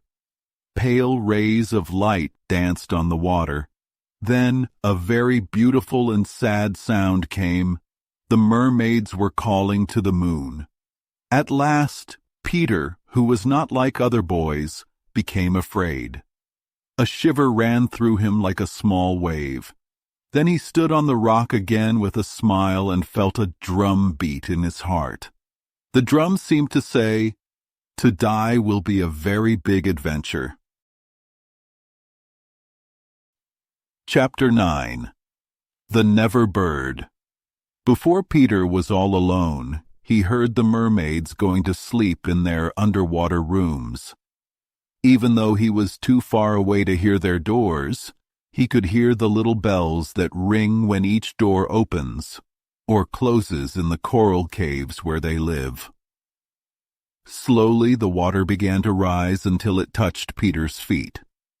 To pass the time while the water might eventually swallow him, he watched one object on the lagoon. At first he thought it was a piece of paper, perhaps part of his old kite, and he wondered how long it would drift to shore. Soon he noticed something odd. The object was not drifting like normal paper. It was fighting against the tide and sometimes even winning. Peter, who always felt sorry for those who were weak, clapped his hands. He thought it was a very brave piece of paper. But it was not paper at all. It was the Neverbird. She was trying very hard to bring her nest to Peter.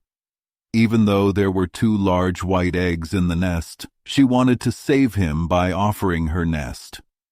She had learned to use her wings since her nest had once fallen into the water, and by the time Peter saw her she was very tired.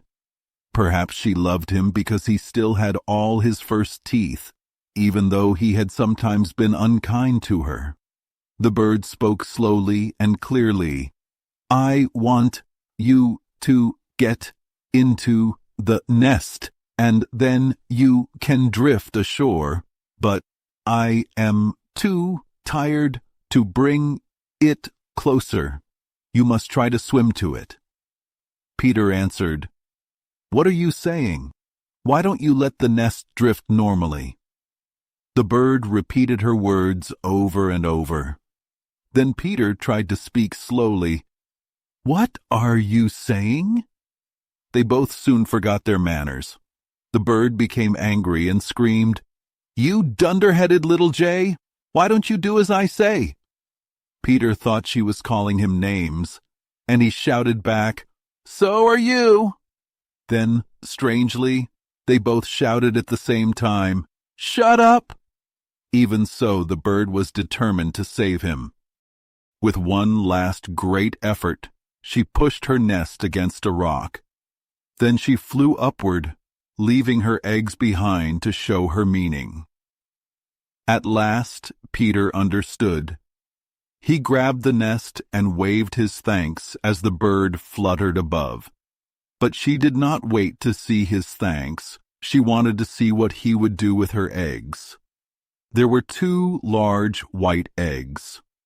Peter picked them up and thought about them. The bird hid her face with her wings but peeked out between the feathers. There was a wooden post, a stave, on the rock, put there long ago by pirates to mark buried treasure. The children had once found the glittering treasure and thrown coins, diamonds, pearls, and pieces of 8 to the gulls. The post was still there, and Starkey had hung his deep, watertight hat with a wide brim on it. Peter put the eggs into this hat and set it on the lagoon. The hat floated very well. The Neverbird saw what Peter was doing and screamed her admiration. Peter then crowed in agreement. He climbed into the nest, stood the post upright like a mast, and hung his shirt as a sail. At the same time, the bird landed on the hat and sat on her eggs again. The hat drifted one way, and Peter went another. Both cheered. When Peter landed, he brought his boat to a spot where the bird could see it easily. But the hat was so successful that the bird abandoned the nest. The hat drifted until it broke apart, and sometimes Starkey came to the shore and, with bitter feelings, watched the bird sitting on his hat. From then on, all Neverbirds build their nests with a wide brim for the young ones.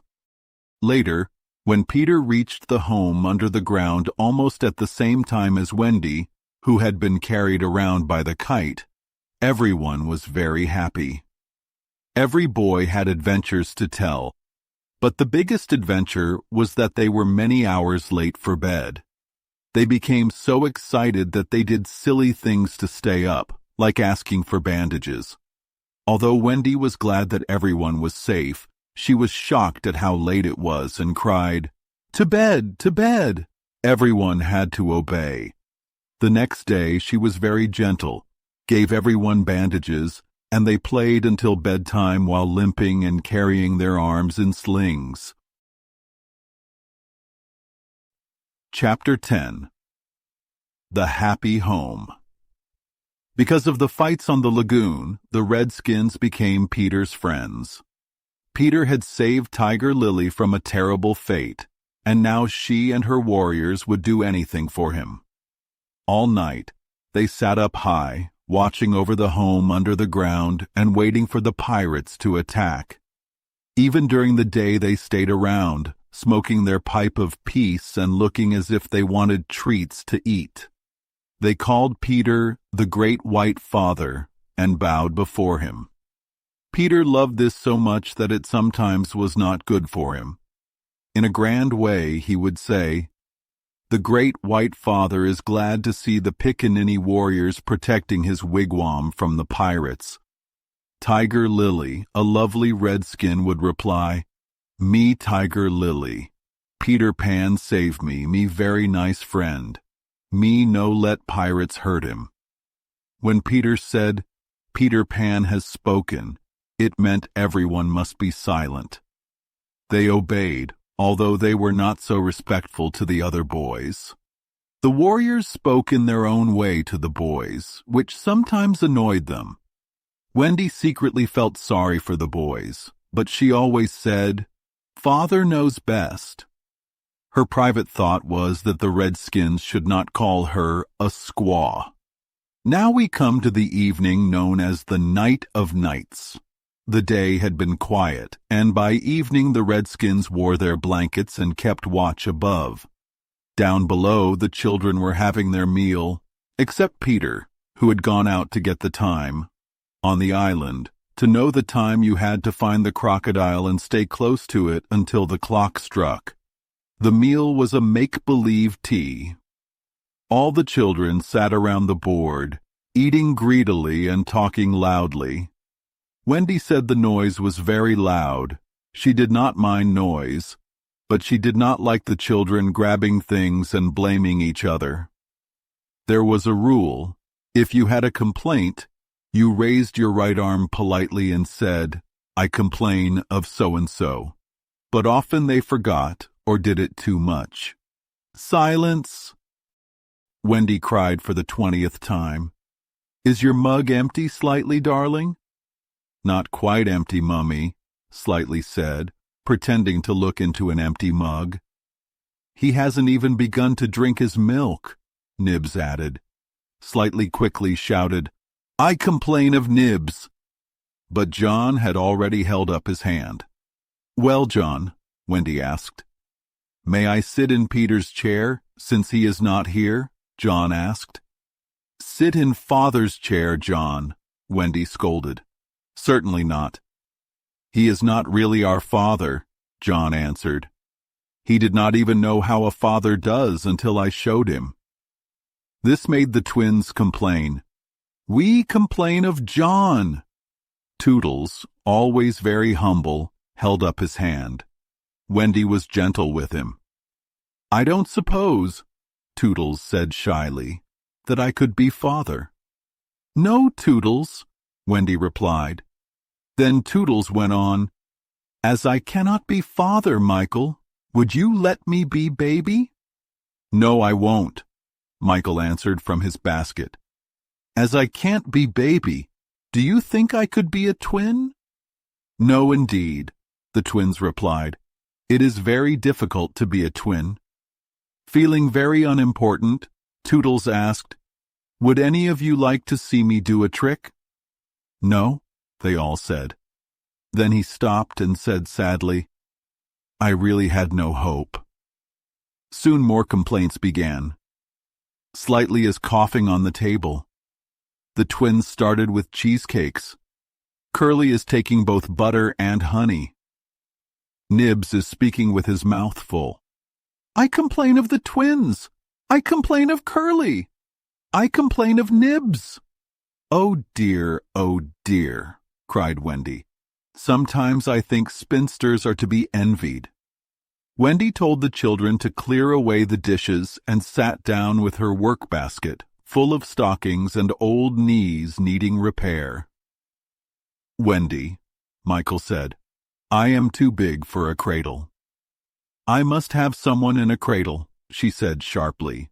"You are the littlest, and a cradle is a lovely thing for a home." While Wendy sewed, the children played around her.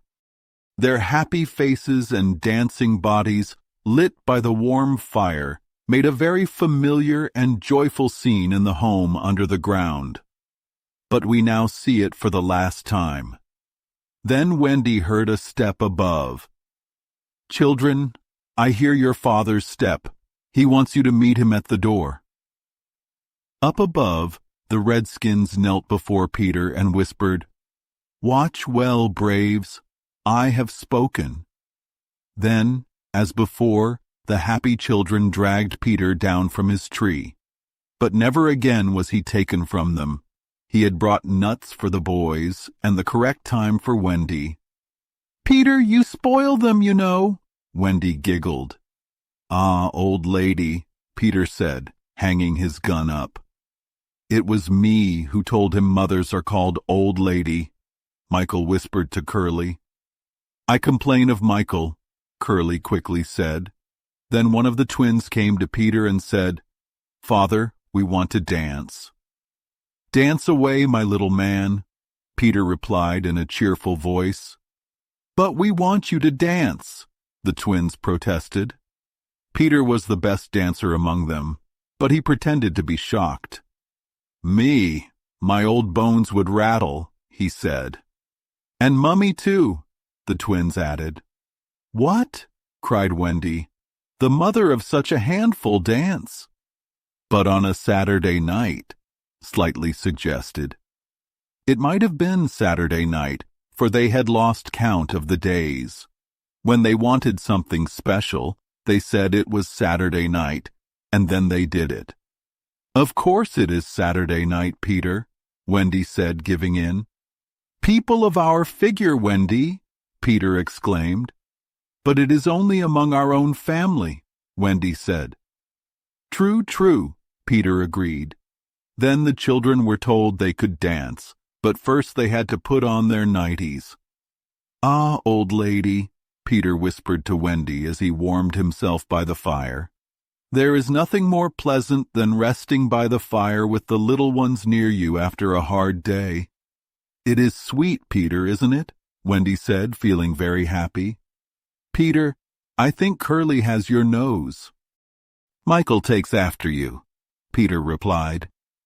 Wendy went to him and put her hand on his shoulder. "Dear Peter, with such a large family, I have passed my best. But you don't want to change me, do you?" "No, Wendy," Peter said, though he looked a little uncomfortable and blinked, not sure if he was awake or asleep. "Peter, what is it?" Wendy asked. "I was just thinking," he said, a little scared. "It is only pretend, isn't it, that I am their father?" "Oh, yes," Wendy said politely. "You see," Peter continued apologetically, "if I were their real father, I would seem so old." "But they are ours, Peter, yours and mine." "But not really, Wendy?" he asked anxiously. "Not if you do not wish it," she replied. Wendy heard his sigh of relief. "Peter," she asked firmly, "what are your exact feelings for me?" "Those of a devoted son, Wendy." "I thought so," she said, and then she sat alone at the far end of the room. "You are so odd," Peter said, puzzled. "And Tiger Lily is the same. There is something she wants to be for me, but she says it is not my mother." "No, indeed, it is not," Wendy replied strongly. Now we know why she did not like the redskins very much.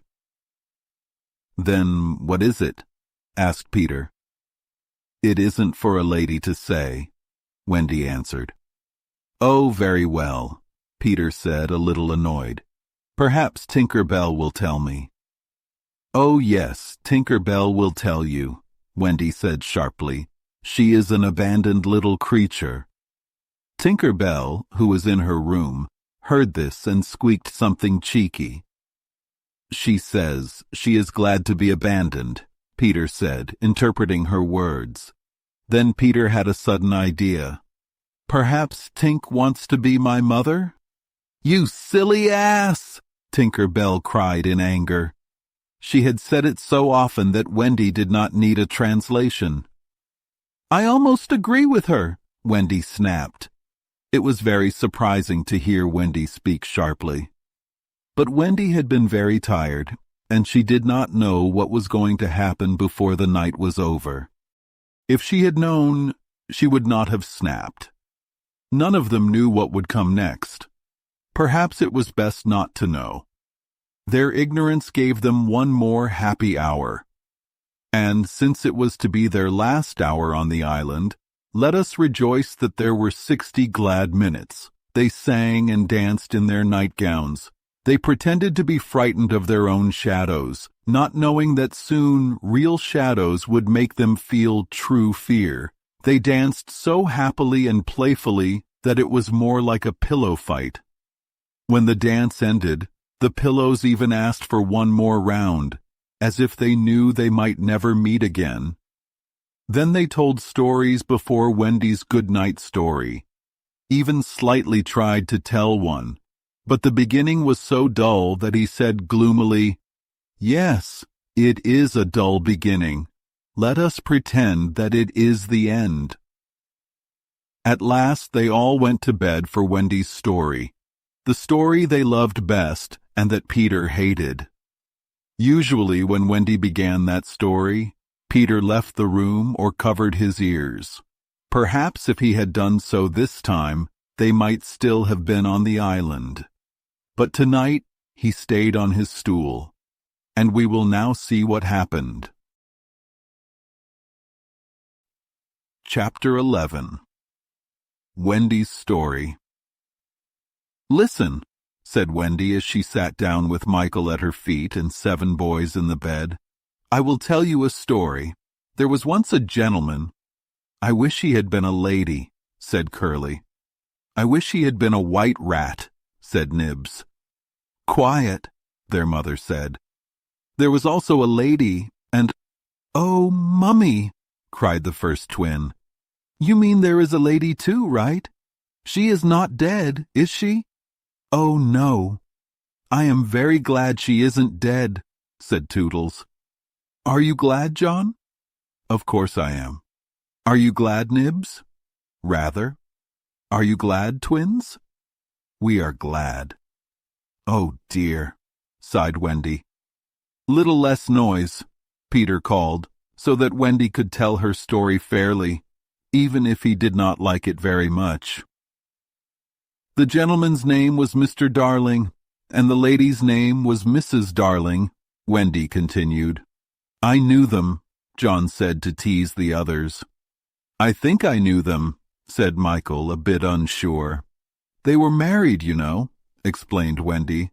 "And what do you think they had?" "White rats," cried Nibs, joking. "No." "It's very puzzling," said Toodles, who knew the story by heart. "Quiet, Toodles. They had 3 children," Wendy said. "What is descendants?" someone asked.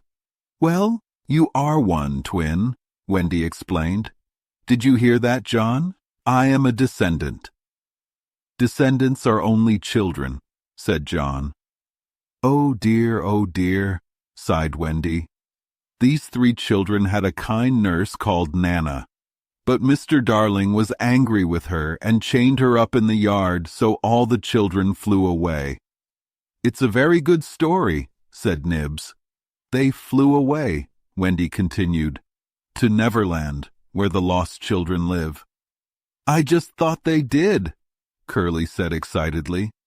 "I don't know how, but I just thought they did." "Oh, Wendy," cried Toodles. "Was one of the lost children called Toodles?" "Yes, he was." "I am in a story. Hurrah! I am in a story, Nibs." "Hush. Now, think of the unhappy parents whose children flew away." "Ooh!" they all moaned. though they did not really think about unhappy parents. Think of the empty beds. Ooh, it's very sad, said the first twin cheerfully. I don't see how it can have a happy ending, said the second twin. Do you, Nibs? I'm very anxious. If you knew how great a mother's love is, Wendy told them proudly, you would not be afraid. Then she reached the part that Peter hated. I do like a mother's love, said Toodles, hitting Nibs with a pillow. Do you like a mother's love, Nibs? I do, said Nibs, hitting back. You see, Wendy said happily, our hero knew that a mother always leaves the window open for her children to fly back, so they stayed away for years and had a lovely time. Did they ever go back? Now let us look into the future, said Wendy, getting ready for her best part, and see who comes to London Station. Oh, Wendy, who is she? Cried Nibs, excited. Can it be, yes, no, it is the fair Wendy? Oh, and who are the two noble big figures with her now grown to manhood? Can they be John and Michael? Yes, they are. Oh, see, dear brothers, said Wendy as she pointed upward, there is the window still open. Now we are rewarded for our strong faith in a mother's love. So up they flew to meet their mummy and daddy, and the happy scene was too wonderful to describe. That was the story, and everyone was pleased, even Wendy, the fair narrator. Everything was just as it should be. Then we skip along like heartless things, which children sometimes are, but so full of fun.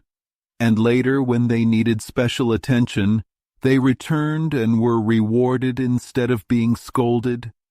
Their faith in a mother's love was so strong that they could be a bit careless a little longer, but one of them knew better. When Wendy finished, Peter let out a sad groan. What is it, Peter? She cried, running to him and feeling him lower his head. Where is it, Peter? It isn't that kind of pain, Peter said quietly. Then what kind is it? Wendy, you are wrong about mothers. All the children gathered around him, scared. Then, with honesty, he told them something he had kept hidden. Long ago, I thought, like you, that my mother would always leave the window open for me. So I stayed away for many moons, and then I flew back. But the window was barred because Mother had forgotten all about me, and there was another little boy sleeping in my bed. I am not sure this is true, but Peter believed it, and it scared them. Are you sure mothers are like that? Yes. So that was the truth about mothers. The toads. Still, it is best to be careful. No child knows so quickly when to give in. Wendy, let us go home, cried John and Michael together. Yes, she said, holding them. Not tonight? Asked the lost boys, confused. Deep in their hearts, they knew that sometimes you can live without a mother, and only mothers say you cannot. Right away, Wendy replied firmly, for a terrible thought had come to her. Perhaps Mother is half mourning now. This thought made her forget about Peter's feelings, and she said sharply, Peter, will you make the necessary arrangements? If you wish it, he replied coolly, as if she had only asked him to pass the nuts. Not a word of sorry to lose you was spoken between them. If she did not mind leaving, he was showing that he did not mind either. But of course he cared very much. He was full of anger at grown-ups who always spoil everything. As soon as he went inside his tree, he began to breathe very quickly, 5 short breaths per second. There is a saying in Neverland, every time you breathe, a grown-up dies, and Peter was killing them as fast as he could. Then, after telling the Redskins what to do, he returned to the home. In his absence, the lost boys had come very near Wendy in panic. "It will be worse than before she came," they cried. "We shall not let her go. Let's keep her prisoner. Chain her up." In her distress, Wendy did not know whom to trust. "Toodles," she cried, "I appeal to you." Was it strange that she called on Toodles, the silliest one? But for one moment, Toodles became very serious. "I am just Toodles," he said, "and no one cares for me. But if anyone does not behave like an English gentleman to Wendy, I will beat him badly." He drew back his hanger, and for that moment his face shone like the sun at noon. The others watched nervously. Then Peter returned, and they saw that he would not keep any girl in Neverland against her will. "Wendy," he said as he paced, "I have asked the Redskins to guide you through the wood because flying makes you tired." "Thank you, Peter." "Then," he continued in a strong, short voice, "Tinker Bell will take you across the sea. Wake her, Nibs." Nibs knocked twice before Tinker Bell answered, though she had been awake for a while. "Who are you? How dare you? Go away," she cried. "You must get up, Tink," Nibs called, "and take Wendy on a journey." Tinker Bell was happy to hear Wendy was going, but she did not want to be her messenger. She said so rudely, then pretended to sleep again. "She says she won't," Nibs exclaimed, shocked. Then Peter walked to Tinker Bell's room. "Tink," he said sharply, "if you don't get up and dress, I will open the curtain so everyone can see you in your nightgown." This made her jump to the floor. "Who said I wasn't getting up?" she cried. Meanwhile, the boys looked sadly at Wendy, now ready to go with John and Michael. They were upset, not only because they would miss her, but also because she was going to something fun that they were not invited to. New adventures always called to them. Feeling sorry for them, Wendy said, "Dear ones, if you all come with me, I think I can get my father and mother to adopt you." The invitation was meant especially for Peter, but every boy thought of himself and jumped with joy. "But won't they think we are too many?" asked Nibs mid-jump. "Oh no," Wendy said quickly. "It only means more beds in the drawing room. They can hide behind the screens on First Thursdays." "Peter, can we go?" they all cried. They believed that if they went, Peter would go too, but they did not really care much. "All right," Peter replied with a bitter smile, and they rushed to get their things. "And now, Peter," said Wendy, thinking she had set everything right, "I will give you your medicine before you go." She loved giving medicine, even if it was just water from a bottle. She shook the bottle and counted the drops to make it seem real. But as she was ready to give it to Peter, she saw a look on his face that made her heart sink. "Get your things, Peter," she cried, shaking. "No," he answered, pretending not to care. "I am not going with you, Wendy." "Yes, Peter." "No." To show that he did not care if she left, he skipped up and down the room, playing happily on his pipes. Wendy had to run after him, even though it was not very proper. "To find your mother," she coaxed. If Peter had ever had a mother, he did not miss her now. He could do very well without one. He remembered only the bad parts. "No, no," he told Wendy firmly. "Perhaps she would say I was old, and I always want to be a little boy and have fun. But Peter? No." Then he told the others, "Peter isn't coming. Peter isn't coming." They all stared at him with sticks on their backs. Their first thought was that maybe Peter had changed his mind about letting them go. But he was too proud for that. "If you find your mothers," he said darkly, "I hope you like them." This cruel remark made the boys doubt, and their faces looked like noodles. "Now then," cried Peter. "No fuss, no crying. Goodbye, Wendy."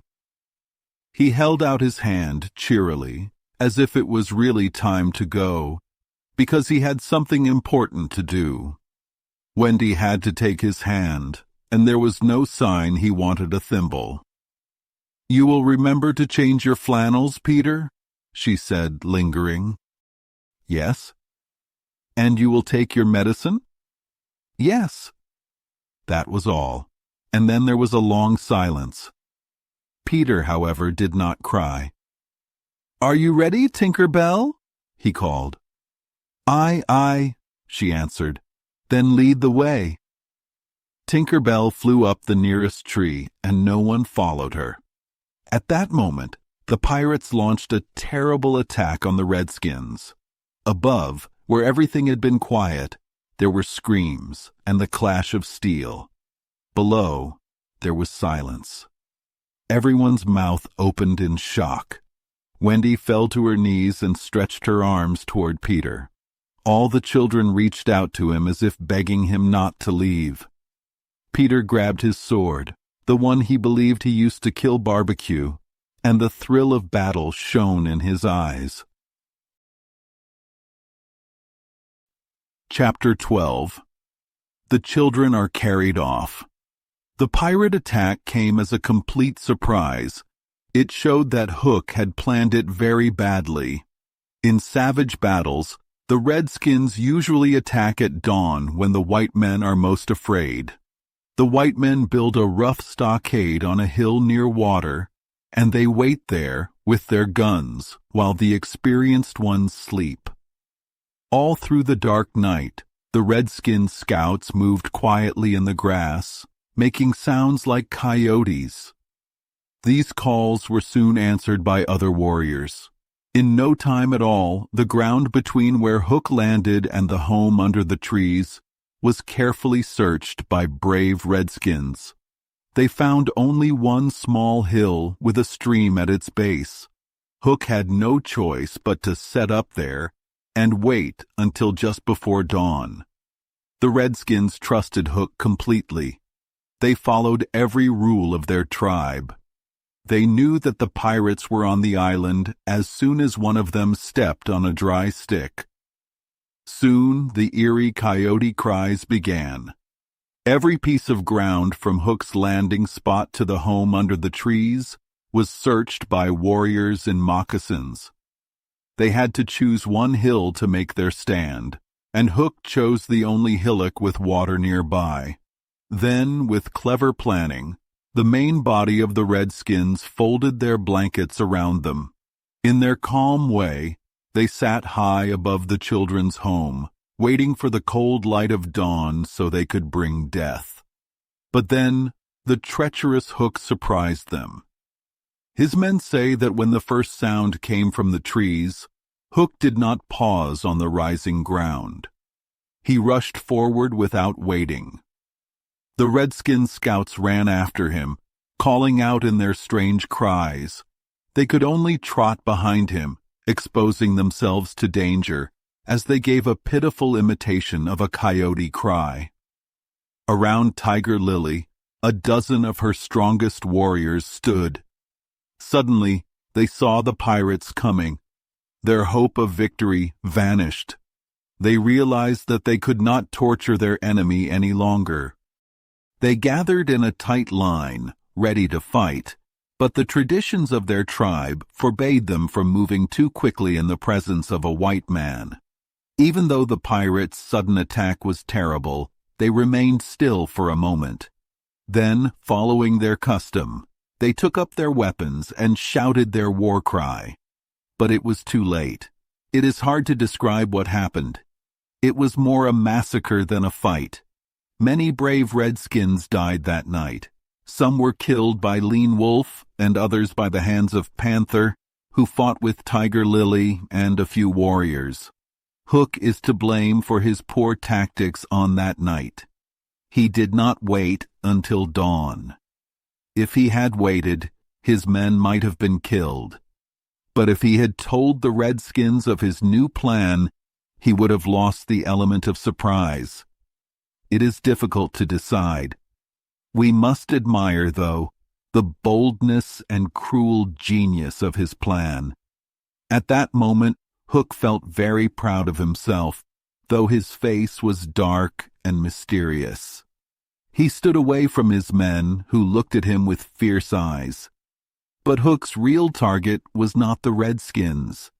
He wanted to attack Peter and also Wendy and the lost boys. It was Peter he especially hated. Peter was such a small boy, yet Hook was filled with anger toward him. Peter had once thrown Hook's arm to a crocodile, and since then Hook had been very bitter. It was Peter's cockiness that drove Hook to madness. His iron claw twitched with rage. Hook could not stand Peter's proud smile. While Peter lived, Hook's anger burned like a lion trapped in a cage by a tiny sparrow. Then Hook looked at his own men. He searched for the weakest ones, planning to push them down with his poles.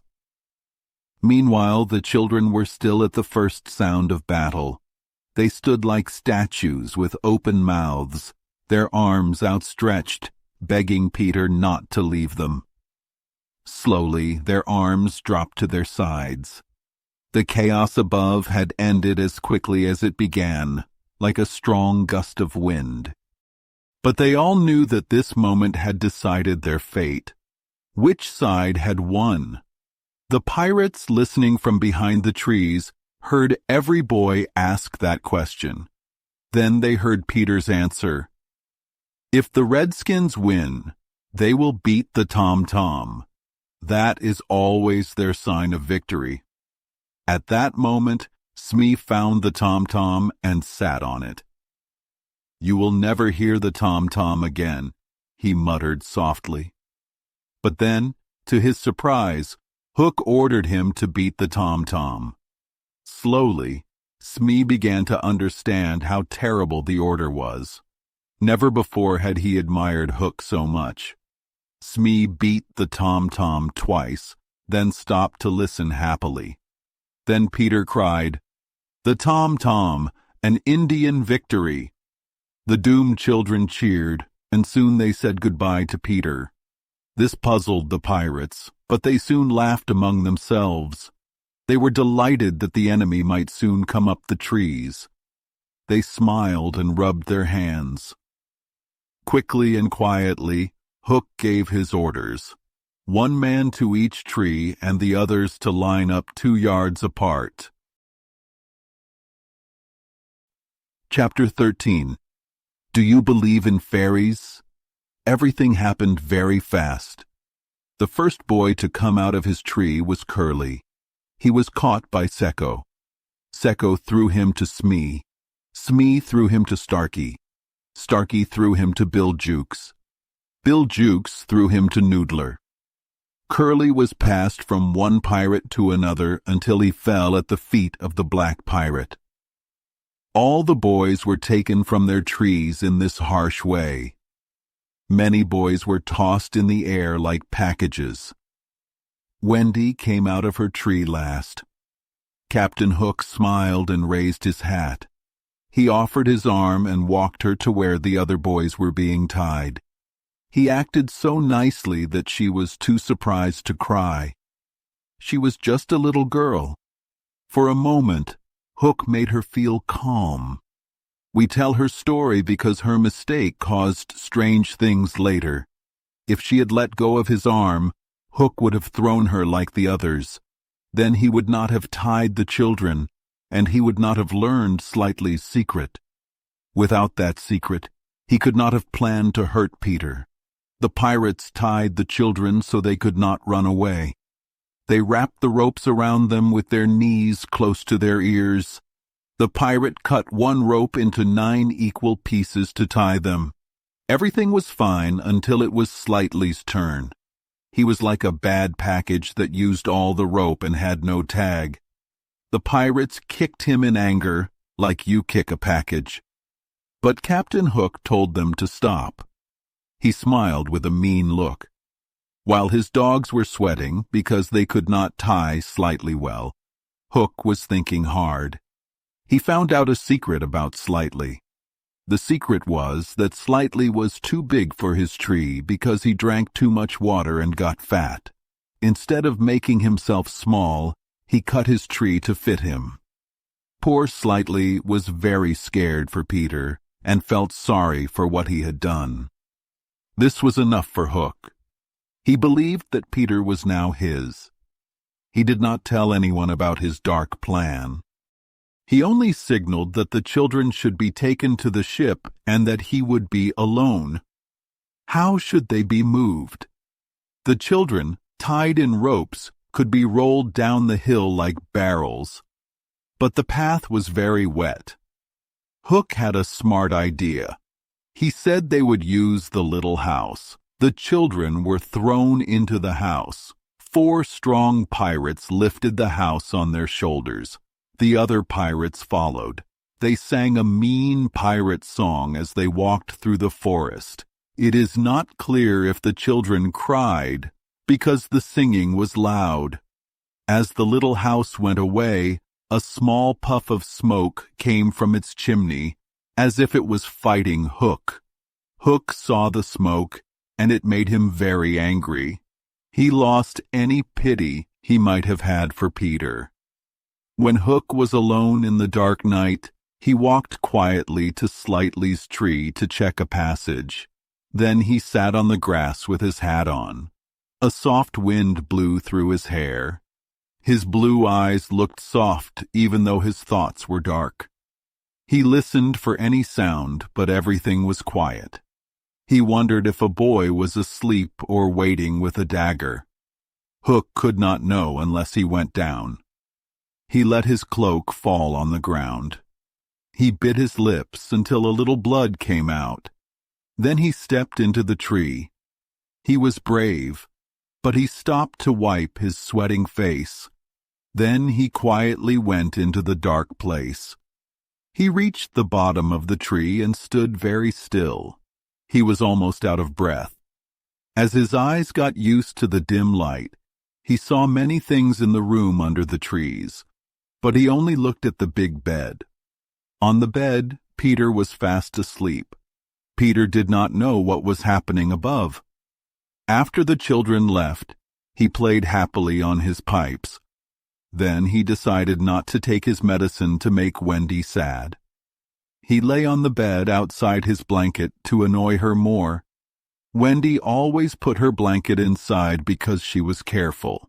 Then Peter almost cried, but he thought Wendy would be angry if he laughed. So he laughed in a proud way and fell asleep. Sometimes, though not often, Peter had bad dreams. He would cry for hours because of these dreams about his life.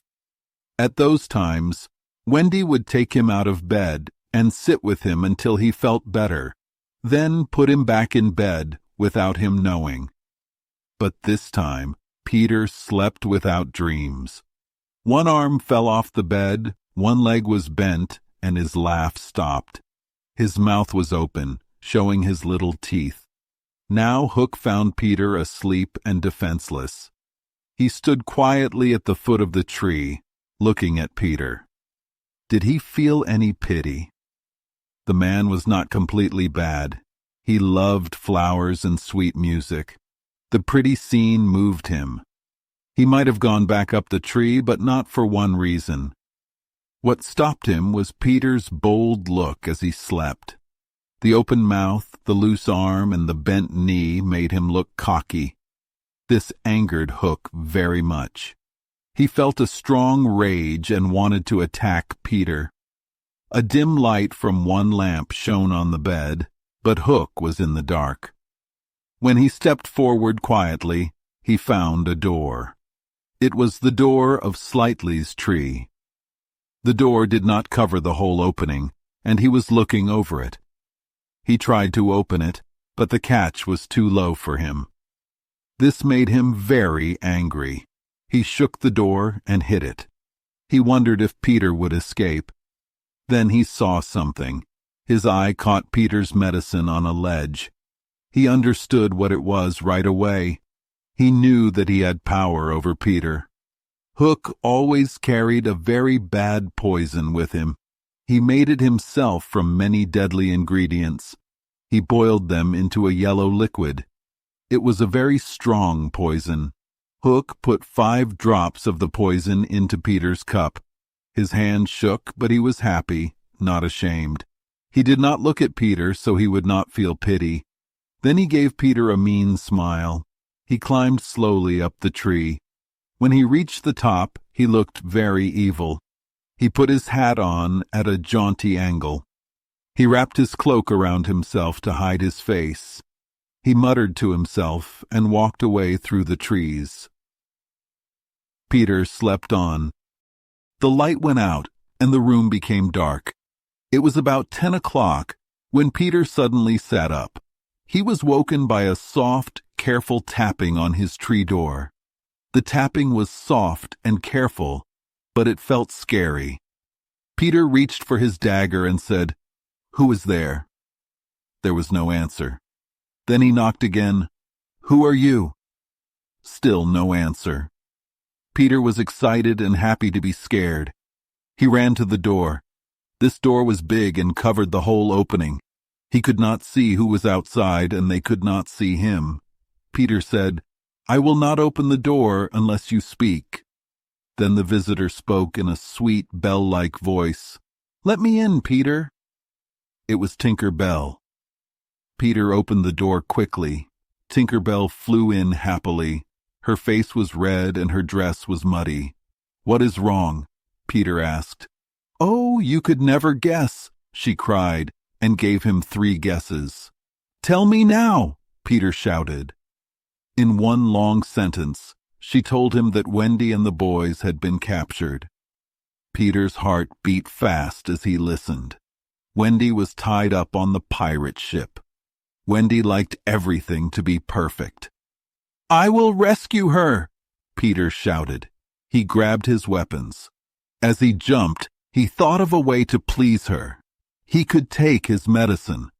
Peter reached for his cup of medicine. "No!" Tinker Bell shouted. She had heard Hook speak about his plan in the forest. "Why not?" asked Peter. "It is poisoned," Tinker Bell said. "Poisoned? Who could have done that?" Peter asked. "Hook," Tinker Bell replied. "That is silly. How could Hook get here?" Peter wondered. Tinker Bell could not explain.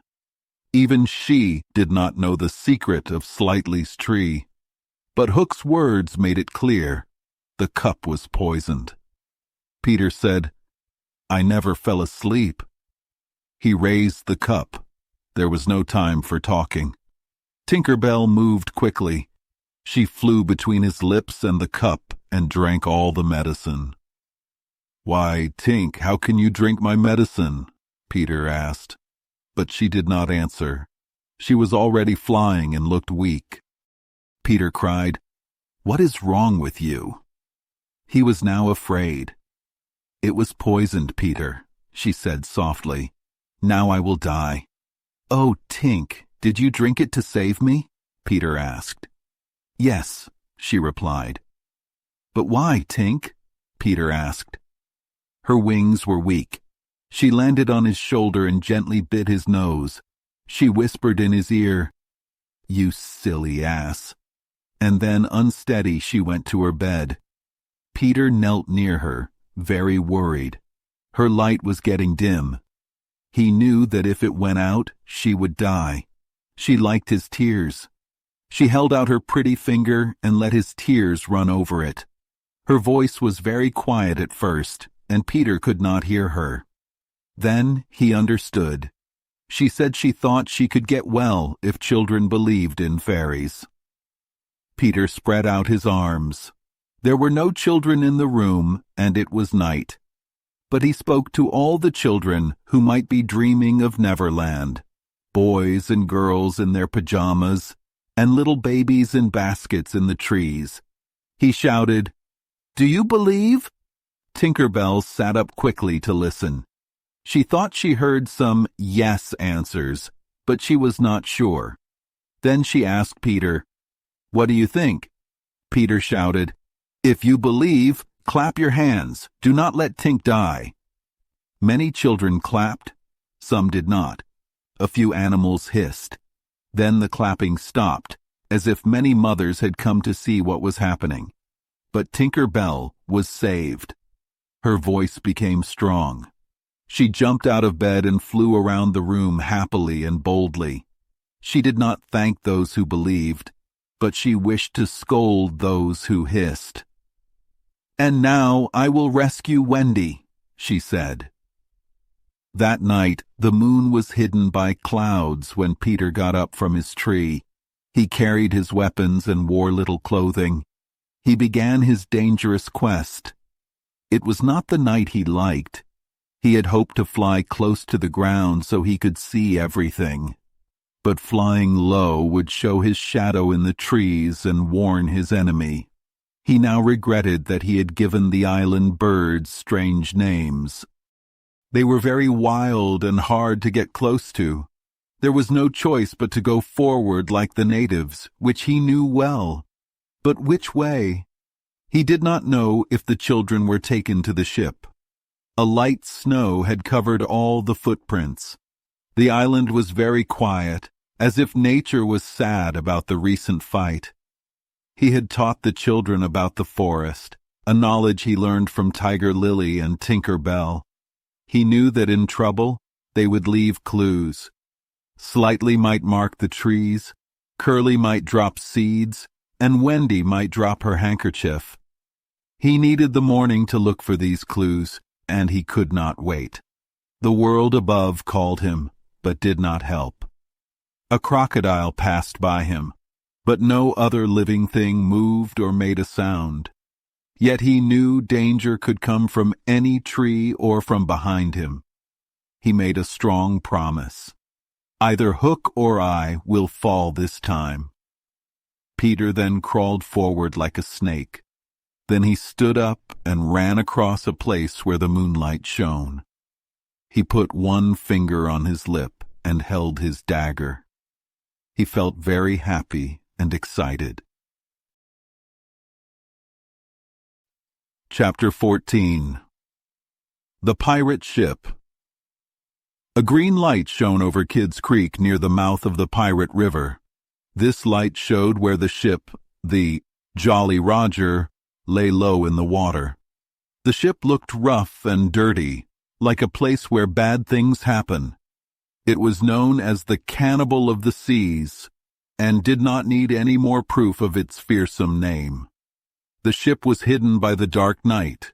You could not hear any nice sounds from it.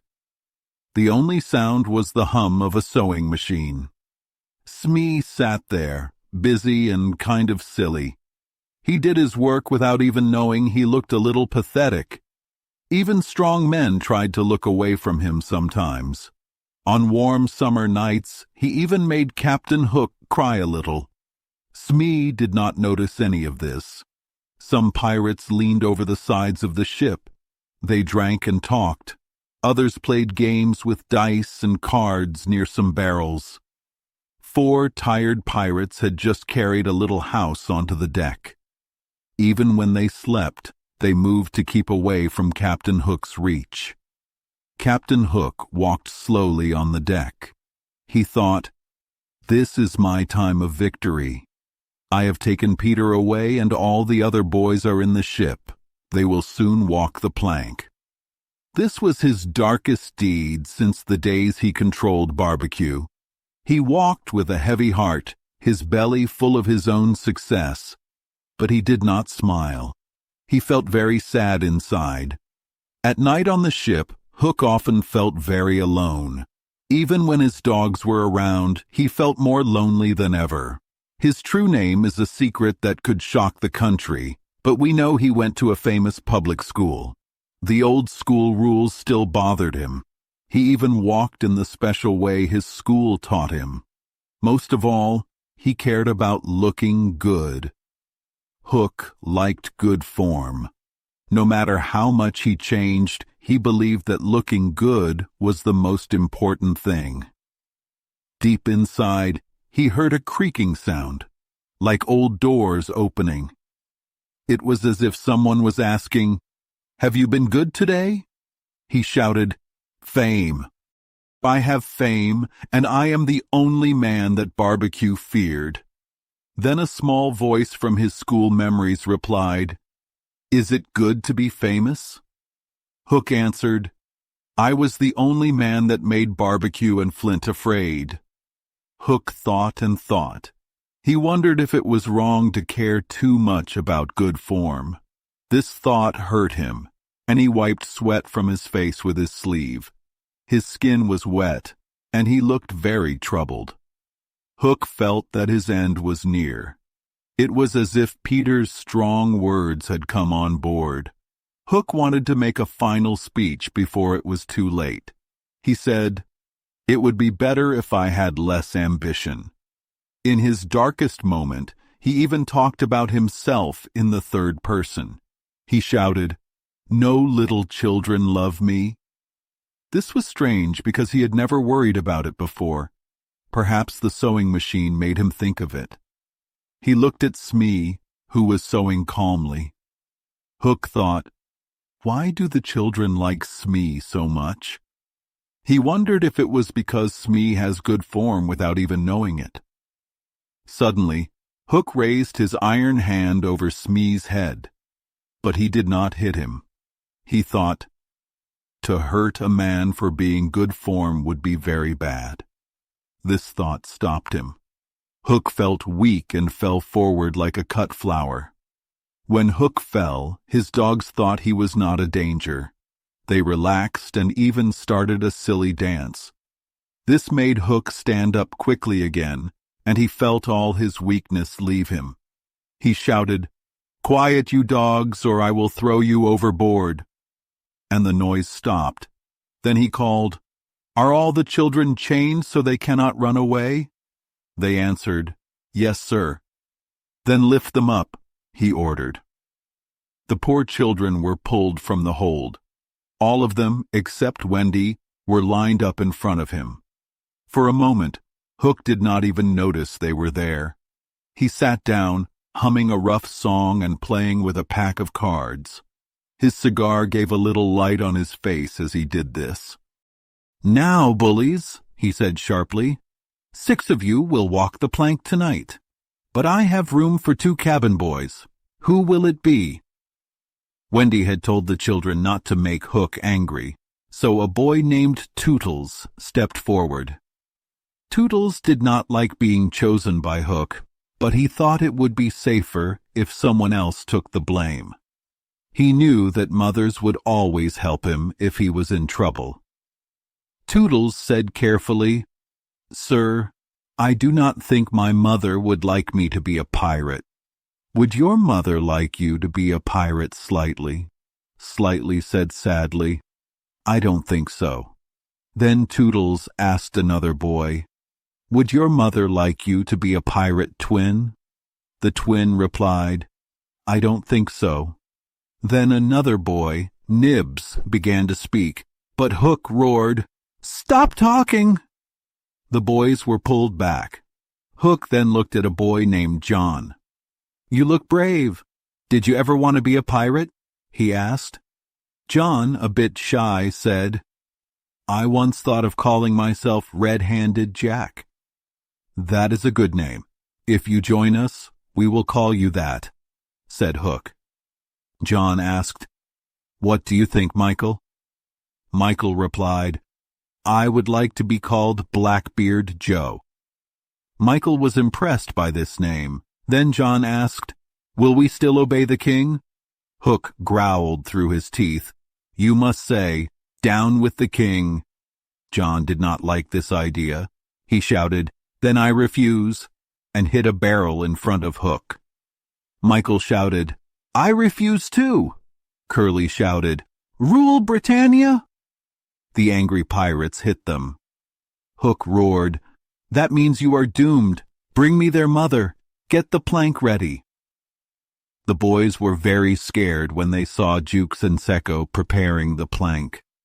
They tried to be brave when Wendy was brought forward. Wendy did not like the pirates at all. To the boys, being a pirate seemed fun, but Wendy saw only a dirty, messy ship. She had even written "Dirty Pig" on the glass of a porthole. When the boys gathered around her, she only thought about them. "So, my dear," said Hook in a slow, sweet voice, "you will watch your children walk the plank." Hook noticed that his fine collar was dirty, and Wendy saw it. He tried to hide it, but it was too late. "Will they die?" asked Wendy with a look full of anger. "They will," he snarled. "Quiet now," he said with a smile, and listened to a mother's last words to her children. At that moment, Wendy stood strong. "These are my last words to you, dear boys," she said. "I have a message from your real mothers. We hope our sons die like English gentlemen." Even the pirates listened, and Toodles cried, "I will do what my mother hopes. What will you do, Nibs?" Then others asked similar questions. But Hook found his voice again. "Tie her up," he shouted. Smee quickly tied Wendy to the mast. He whispered, "Don't worry, dear. I will save you if you promise to be my mother." But Wendy did not promise. "I would almost rather have no children at all," she said in a cold voice. No boy looked at Wendy when Smee tied her. All eyes were on the plank, the last walk the children would take. They felt no hope of walking it bravely. They just stared and shivered. Hook smiled at them with his closed teeth. He stepped toward Wendy. He wanted her to see the children walking the plank one by one, but he did not reach her. Instead, he heard a strange sound. It was the slow, terrible tick-tick of the crocodile. Everyone heard it. The pirates, the boys, and Wendy. Suddenly, every head turned. They did not look at the water, but at Hook. They all knew that what was coming was for him alone. They were no longer actors in the story. They were now just watching. It was very frightening to see Hook change. It was as if his joints were cut. He fell into a small heap. The tick-tick sound came closer. Everyone thought, "The crocodile is about to get on the ship." Even Hook's iron claw did not move. It was as if the crocodile did not want it. Left alone and very scared, any other man might have closed his eyes and stayed still. But Hook's big brain was still working. He crawled on his knees along the deck, trying to get away from the sound. The pirates made a path for him. When he reached the side of the ship, he shouted, "Hide me!"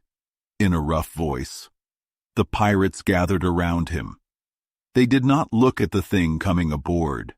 They did not want to fight it. They believed it was fate.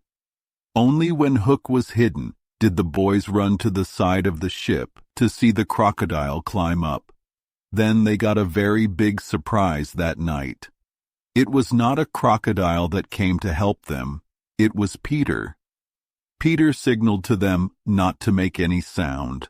Then he went on, step by step, as quiet as the ticking of a clock.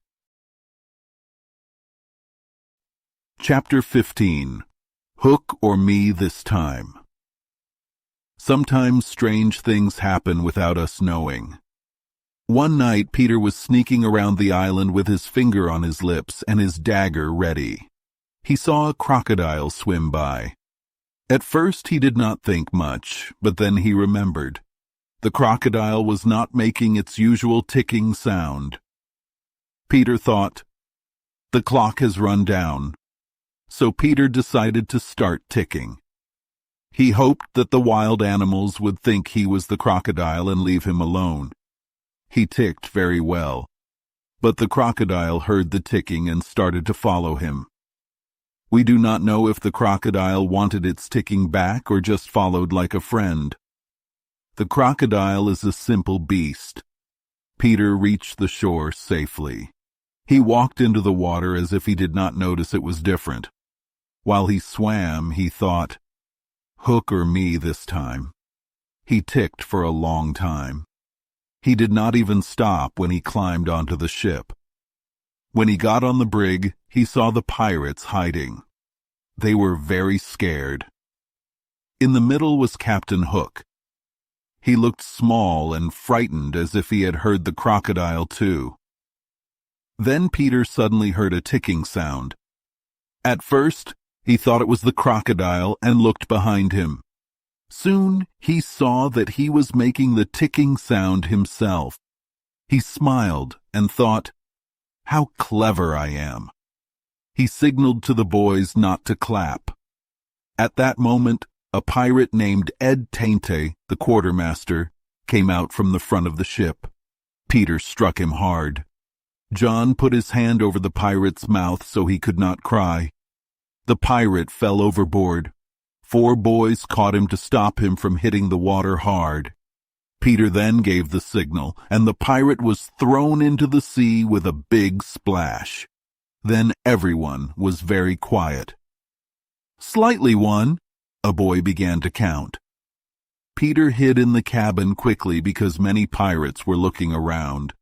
They could hear each other breathing in fear. Smee said, "It is quiet now, Captain." Captain Hook slowly lifted his head from his ruff and listened. There was no sound. He stood up straight and shouted, "Here's to Johnny Plank!"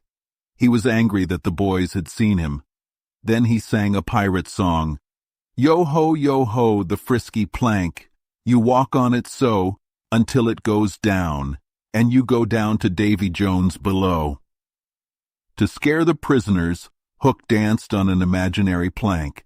He sang and then asked, "Do you want a touch of the cat before you walk the plank?" The boys fell to their knees and cried, "No, no." Their cries made the pirates smile. "Fetch the cat, Jukes," said Hook. He meant the cat was in the cabin. The children saw that Peter was in the cabin, and they looked at each other. Jukes went into the cabin. The pirates watched him. Then Hook started his song again with his dogs. Yo ho, the scratching cat, its tails are 9, you know, and when they are on your back... Suddenly, a loud, terrible scream came from the cabin, and the song stopped. After that, a sound like a crow was heard. The boys understood the sound, but the pirates found it very eerie. Hook asked, "What was that?" Slightly said, "2." Then Cecco, an Italian pirate, came out of the cabin very slowly and looked very tired. Hook asked, "What is wrong with Bill Jukes, you dog?" Cecco answered in a soft voice, "Bill Jukes is dead. He was stabbed." "Bill Jukes dead?" cried the startled pirates. Cecco added, "The cabin is very dark, but there is something terrible in there, the sound of crowing." Both the boys and the pirates listened. Hook said in a cold voice, "Cecco, go back and get that doodle-doo." Cecco, very scared, cried, "No, no!" But Hook kept on. Some of the pirates began to talk about bad luck. They said that a pirate ship is unlucky when there are too many people on board. One pirate joked, "I heard Hook always comes on board last. If he had a tail, Captain?" Another said, "They say he looks like the wickedest man on board." Then another asked, "Did he have a hook, Captain?" One by one they cried, "The ship is doomed!" At that, the children cheered. Hook almost forgot about his prisoners. Then he turned and shouted to his crew, "Open the cabin door and push them in. Let them fight the doodle-doo for their lives. If they kill him, we are better. If he kills them, we are the same." His dogs obeyed, and the boys, pretending to struggle, were pushed into the cabin and the door closed. "Now listen!" cried Hook. Everyone listened, but no one dared to look at the door. Only Wendy, who was tied to the mast, watched. She was not frightened by a scream or a crow. She was waiting for Peter. Not long after, Peter found the key he had been looking for in the cabin. With the key, he could free the children from their chains. He also found some weapons. First, he signed to the others so they would be quiet. Then he cut Wendy's bonds. Soon it was easy for all of them to run away together. But one thing stopped them: the promise they had made. Hook or me this time. So Peter freed Wendy and whispered for her to hide with the others. Then he took Wendy's place by the mast. He wrapped her cloak around himself so that he would look like her. Then he took a deep breath and shouted. To the pirates, his loud voice made them think that all the boys were dead in the cabin. They panicked. Hook tried to calm them, but they showed their teeth and were very afraid. "Lads," Hook said, trying to sound strong, "I have an idea. Open the cabin door and make them fight the doodle-doo for their lives. If they kill him, we will be better. If he kills them, we will be the same." At that, Hook's dogs wagged their tails in agreement. Soon the children were pushed out of the cabin. They had the key and were ready to fight. Peter signed to them to be very quiet. Then he cut all the chains. It was easy for them to run away together, but they still had to keep the promise. Hook or me this time.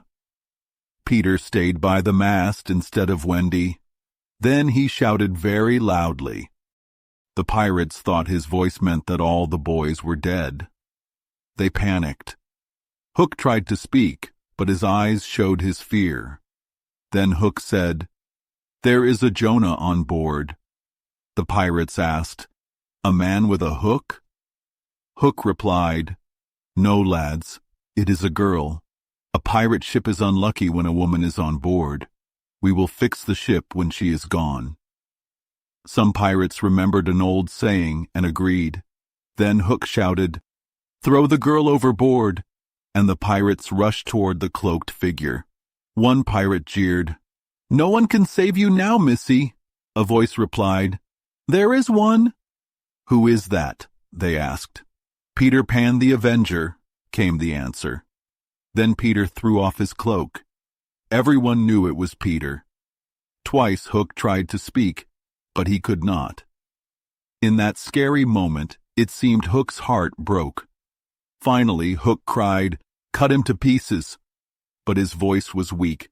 Then Peter shouted, "Down, boys, attack him!" And soon the sound of clashing swords filled the ship. The pirates fought hard but were not together. They ran in every direction. The boys fought in pairs. Some pirates jumped into the sea. Others hid. Slightly counted slowly. 5, 6, 7, 8, 9, 10, 11. Soon, a group of brave boys surrounded Hook. He fought them back. He even lifted one boy with his hook to use as a shield. Then another boy, who had just heard a pirate named Mullins, joined the fight. "Put up your swords, boys!" shouted a new boy. "This man is mine!" Then Hook found himself face to face with Peter. The other boys formed a circle around them. They looked at each other for a long time. Hook shivered a little, and Peter smiled strangely. "Pan, this is all you're doing," said Hook. "Yes, James Hook," answered Peter. "It is my doing." "Brave and insolent boy, prepare to meet your doom," said Hook. "Dark man, have at you," replied Peter. They began to fight with their swords. For a while, neither had the advantage. Peter was a very good swordsman. He blocked and moved very fast. Sometimes he made a quick feint and lunged forward, but his sword was shorter and he could not push Hook back. Hook was strong and used a special thrust he had learned long ago. But Peter blocked it again and again. Then Hook tried to come close and use his iron hook. but Peter ducked and then lunged fiercely. He stabbed Hook in the ribs. Hook saw his blood and was shocked. His blood made him feel very sick. His sword fell from his hand, and he was now at Peter's mercy. "Now!" cried all the boys. With a grand gesture, Peter told Hook to pick up his sword. Hook did so quickly, but he felt sad because Peter was fighting so well. Hook then said in a husky voice, "Pan, who and what are you?" Peter answered, "I am youth. I am joy. I am like a little bird that has just left its egg." This was a silly answer, but it showed that Peter did not really know who he was. That made Hook very angry. "Again!" cried Hook in despair. He fought wildly. His sword swung like a heavy club, but Peter moved like the wind. Again and again, Peter darted in and pricked Hook with his sword. Hook fought without hope. He no longer wanted to live. He only wished to see Peter show bad form before he died. Then Hook ran into the powder room and fired the powder gun. "In 2 minutes the ship will blow up," he cried. He thought this would show true form. But Peter came out of the powder room with the shell in his hand and calmly threw it overboard. What kind of form was Hook showing? Even though he was a bad man, we can be glad that he stayed true to his pirate ways. The other boys now ran around him, laughing and teasing him. He staggered on the deck, yet his shoes, waistcoat, tie, and socks were all neat. "James Hook, you are not a hero. Farewell. We have reached his last moment." Seeing Peter slowly coming toward him through the air with his dagger ready, Hook jumped onto the ship's edge to throw himself into the sea. He did not know that the crocodile was waiting for him. We stopped the clock so he would not know this, as a small sign of respect in the end. He had one last moment of triumph. Standing on the edge and looking back at Peter gliding through the air, he made a gesture that made Peter kick instead of stab. At last, Hook got the moment he craved. "Bad form!" he cried with a laugh, and he went over to the crocodile. That is how James Hook died. Slightly 17, a boy counted, but he was not exactly right. 15 pirates died that night. 2 pirates reached the shore.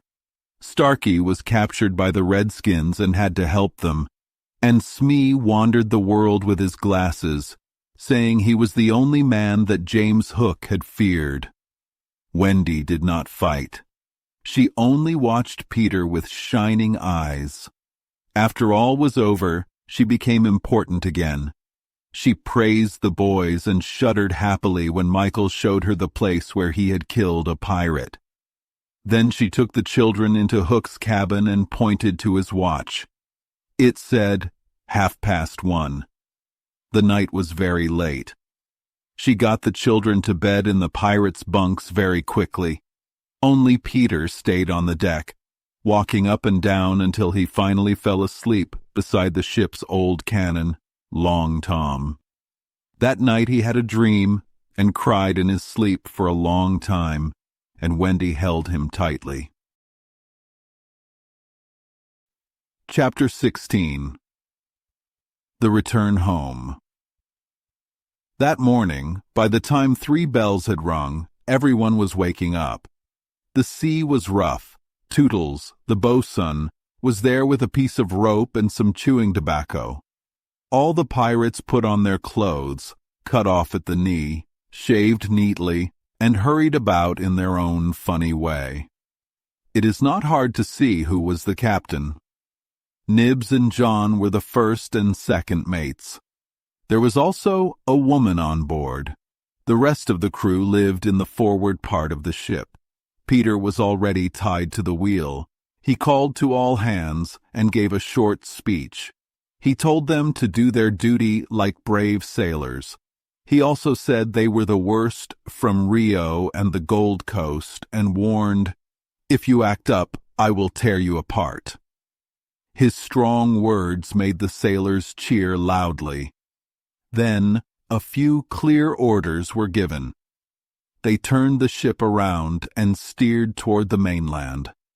Captain Pan checked the ship's map. He thought that if the rough weather lasted, they would reach the Azores on the 21st of June. After that, it would be faster to fly. Some of the crew wanted to make the ship honest, and some liked it as a pirate ship. But the captain treated them all like dogs, so no one dared to disagree. Everyone obeyed immediately. Slightly even got a dozen men for looking confused when he was told to take water measurements. The common feeling was that Peter was honest for now. This was to keep Wendy from being suspicious. But soon, when a new suit was ready, made from some of Hook's old clothes against Wendy's wishes, things might change. Later the crew whispered that on the first night in that suit, Peter sat in the cabin with Hook's cigar holder in his mouth and his hand raised like a hook.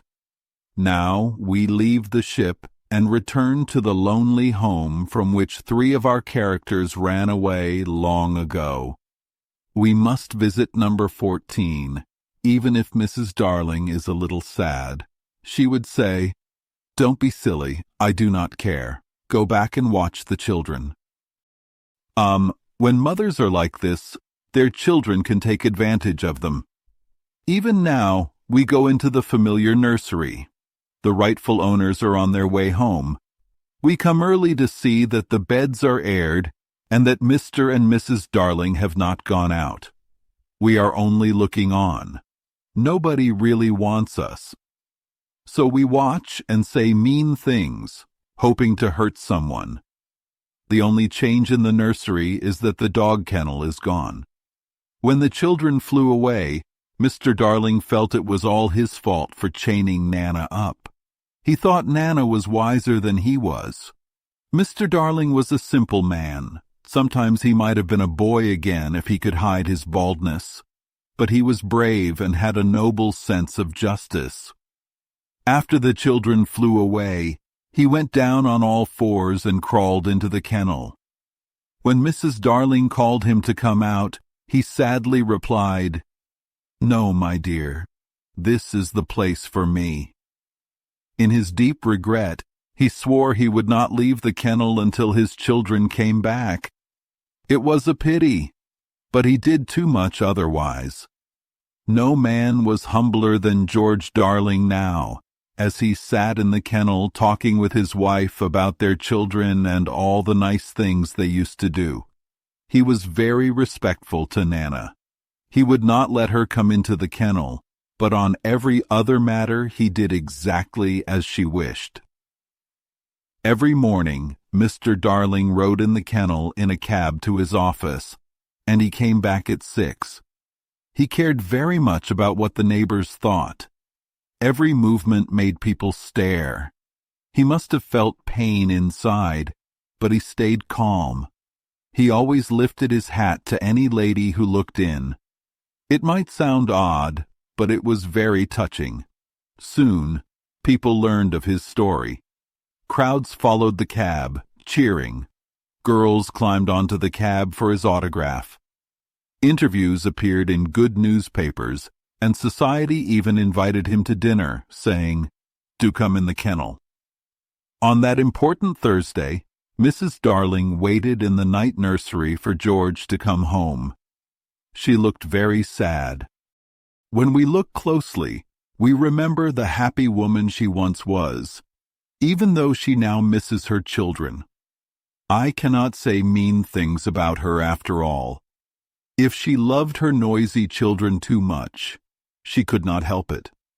Look at her in her chair, where she once cared for them. The corner of her mouth looks very tired. Her hand moves on her chest, as if it hurts. Some children love Peter best, and some love Wendy best, but I like her best. I wish we could whisper to her in her sleep that the children are coming back. They are really close to the window now, flying strongly. We only need to say they are on the way. It is a pity, we told her, because she woke up and called their names. In the room, there was only Nana. "Oh, Nana, I dreamed that my dear ones had come back," she said. Nana, with her soft eyes, could only gently pat her mistress's lap. They sat together as the kennel was brought back. Mr. Darling stuck his head out to kiss his wife. His face looked older and softer. He gave his hat to Liza, who took it with a scowl because she did not understand his feelings. Outside, the cheering crowd from the cab was still there, and he was touched by their support. "Listen to them," he said. "It is very pleasing." "Lots of little boys," Liza sneered. "There were several grown-ups today," he replied with a little blush. But when she tossed her head, he did not say anything more. Social success had not changed him. It made him sweeter. For some time he sat with his head out of the kennel, talking with Mrs. Darling about his success, and holding her hand when she said she hoped his head would not be turned by it. "But if I had been a weak man," he said, "good heavens, if I had been a weak man." "And, George," she said softly, "you are as full of regret as ever, aren't you?" "Full of regret as ever, my dear. See my punishment, living in a kennel." "But it is a punishment, isn't it, George? You are not enjoying it?" she asked. "My love," he replied. She begged him for forgiveness. Then, feeling sleepy, he curled up in the kennel. "Won't you play a lullaby for me on the nursery piano?" he asked. As she walked to the day nursery, he added, "And shut the window. I feel a cold draft." "Oh, George, never ask me to do that. The window must always be open for the children, always." Now it was his turn to ask her forgiveness. She went into the day nursery and played the piano. Soon he fell asleep. While he slept, Wendy, John, and Michael came into the room. "Oh no, we wrote this because it was the plan the children made on the ship. But something must have happened since then, for it was not them who flew in. It was Peter and Tinker Bell. Peter's first words said it all. "Quick, Tink," he whispered. "Close the window and lock it. Now you and I must go out the door. When Wendy comes, she will think her mother has locked her out. Then she will come back with me." Now I understand why, after Peter drove away the pirates, he did not return to the island to let Tink take the children to the mainland. This trick was in his head all along. Instead of feeling bad, Peter danced happily. Then he looked into the day nursery to see who was playing. He whispered to Tink, "It is Wendy's mother. She is pretty, but not as pretty as my mother was. Her mouth is full of thimbles, but not as full as my mother's." Of course, he did not really know his own mother, but he sometimes boasted about her. He did not know the song "Home, Sweet Home" very well, but he knew it said, "Come back, Wendy, Wendy, Wendy." He shouted happily, "You will never see Wendy again, lady, because the window is locked." He looked again to see why the music had stopped. Now he saw that Mrs. Darling had her head on the box and 2 tears on her eyes. "She wants me to unlock the window," thought Peter. "But I won't, not I." He looked again, and the tears were still there, or maybe 2 more had come. "She is very fond of Wendy," he said to himself. He became angry with her for not understanding that she could not have Wendy all to herself. The reason was simple. "I am fond of her too. We cannot both have her, lady." But the lady would not change her mind, and Peter was unhappy. He stopped looking at her, but she still did not let go of the thought. He jumped about and made funny faces. When he stopped, it was as if she was inside him, knocking. "Oh, all right," he said at last and swallowed hard. Then he unlocked the window. "Come on, Tink," he cried with a sneer at nature's laws. "We do not need silly mothers." And he flew away. Thus, Wendy, John, and Michael found the window open for them after all. They came down to the floor, not feeling too ashamed, and the youngest even said, "I think I have been here before." "Of course you have, you silly," John said. "There is your old bed." "So it is," Michael said, not very sure. "I say," cried John, "the kennel." And he ran over to look. "Maybe Nana is in it," said Wendy. But John whistled. "Hello," he said. "There is a man in it." "It's Father," Wendy exclaimed. "Let me see Father," Michael begged eagerly. He looked and said, "He is not as big as the pirate I killed," which made everyone laugh. It was good that Mr. Darling was asleep. Otherwise it would have been sad if those were the first words he heard from Michael. Wendy and John were surprised to see their father sleeping in the kennel. "Surely," said John, as if he could not remember. "Didn't he sleep in a proper bed before?"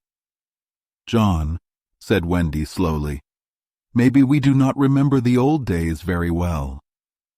A chill came over them, and they felt a little scared. "It is very careless of Mother," said naughty John, "not to be here when we come back." Then Mrs. Darling began to play the piano again. "It's Mother," cried Wendy as she peeped. "Yes, it is," said John.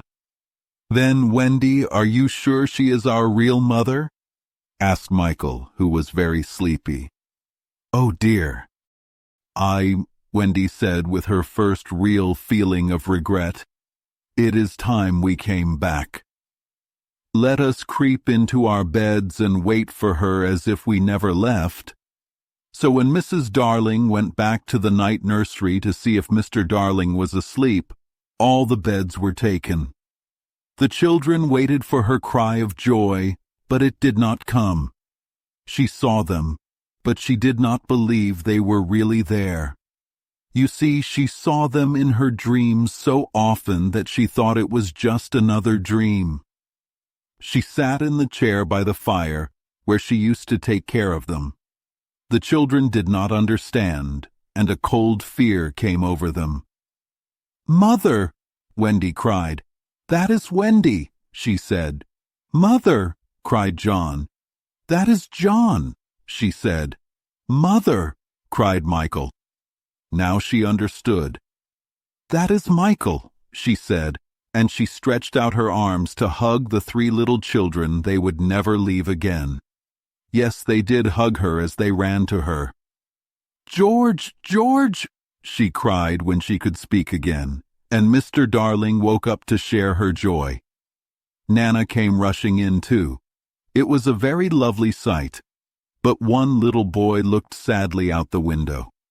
He had many joys that other children never knew, but he was looking through the window at the one joy he would always be kept from. Chapter 17.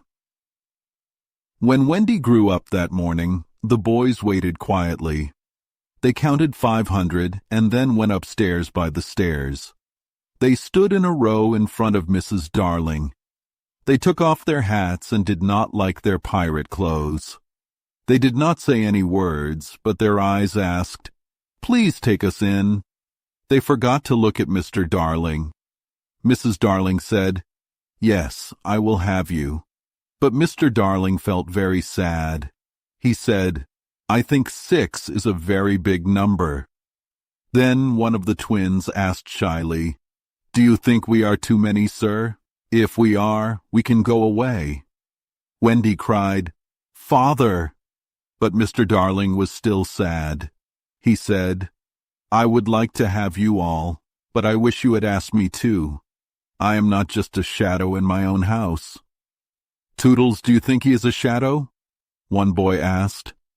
"No, I do not," said another. They all agreed. Mr. Darling smiled and said, "I will find room for you all in the drawing room if you can fit." "We will fit, sir," they said. "Then follow me," Mr. Darling cried happily. "I am not sure if we have a drawing room, but we will pretend we do. Hoopla!" He danced through the house. The boys cried, "Hoopla!" and danced after him. They looked for a drawing room. In the end, they found small corners, and they all fit in. Peter saw Wendy one last time before he flew away. He did not come close to the window, but he brushed past it. Wendy opened the window and called, "Hello, Wendy, goodbye." And Peter said, "Yes." Wendy asked, "Peter, don't you want to say something nice to my parents about me?" Peter said, "No." Then Mrs. Darling came to the window. She said that she had adopted all the other boys and would like to adopt you too, Peter. Peter asked, "Will you send me to school?" Mrs. Darling said, "Yes." Peter asked, "And then to an office? Soon I will be a man?" Mrs. Darling answered, "Very soon." Peter said, "I do not want to go to school. I do not want to be a man. Oh, Wendy's mother, if I wake up and see a beard." Wendy said, "Peter, I would love you even with a beard." But Peter pushed her away. "Keep back, lady. I do not want anyone to catch me and make me a man." Then he asked, "But where will you live?" He said, "I will live with Tinker Bell in the house we built for Wendy. The fairies will put it high up in the treetops." Wendy cried, "How lovely!" And Mrs. Darling hugged her tighter. Wendy said, "I thought all the fairies were gone." Wendy explained, "There are always many new fairies. When a baby laughs for the first time, a new fairy is born. The boy fairies are mauve, the girl fairies are white, and the blue ones are little and confused." Peter looked at Wendy with his bright eyes. Soon the boys went to school. Most of them went to class 3. Slightly went to class 4 and then class 5. Class 1 is the best. After 1 week of school, they learned that they could not fly any more. Nana, the dog, once tied their feet so they would not fly away at night. They played by pretending to fall off buses, but slowly they stopped tugging at their beds. They could not fly even when they wore hats. They called it lack of practice. But really they no longer believed. Michael believed a little longer than the other boys.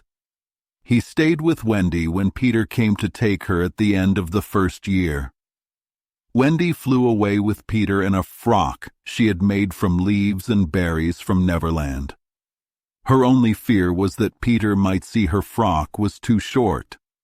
But Peter did not notice. He talked a lot about himself.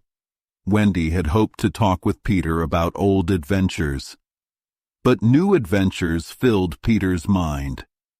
When Peter asked, "Who is Captain Hook?"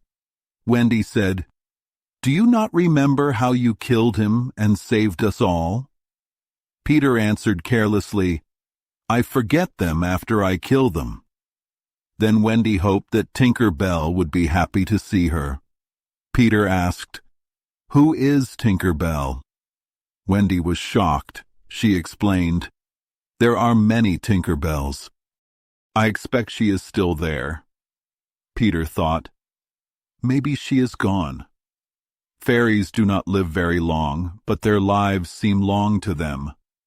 Wendy felt sad because for Peter 1 year was like 1 day. He was still as fascinating as ever. They had a lovely spring cleaning in the little house in the trees. Next year, Peter did not come for Wendy. She waited in a new frock because the old one did not fit. But Peter never came. Michael said, "Perhaps he is ill." Wendy said, "You know he is never ill." Then Peter came the next spring cleaning. Peter did not know he had missed a whole year. That was the last time Wendy saw Peter. For a little longer, Wendy tried not to grow up too fast. She felt she was untrue to Peter when she won prizes at school, but the years passed, and Wendy became a married woman. Peter became like a little speck in a box where she kept her toys. Wendy grew up. Do not feel sorry for her. She liked to grow up. In the end, she grew up a little faster than other girls. All the boys grew up too. You might see the twins, Nibs and Curly, one day going to an office with little bags and umbrellas. Michael became an engine driver, slightly married a lady of good name, and became a lord. That man in a wig at the door used to be Toodles.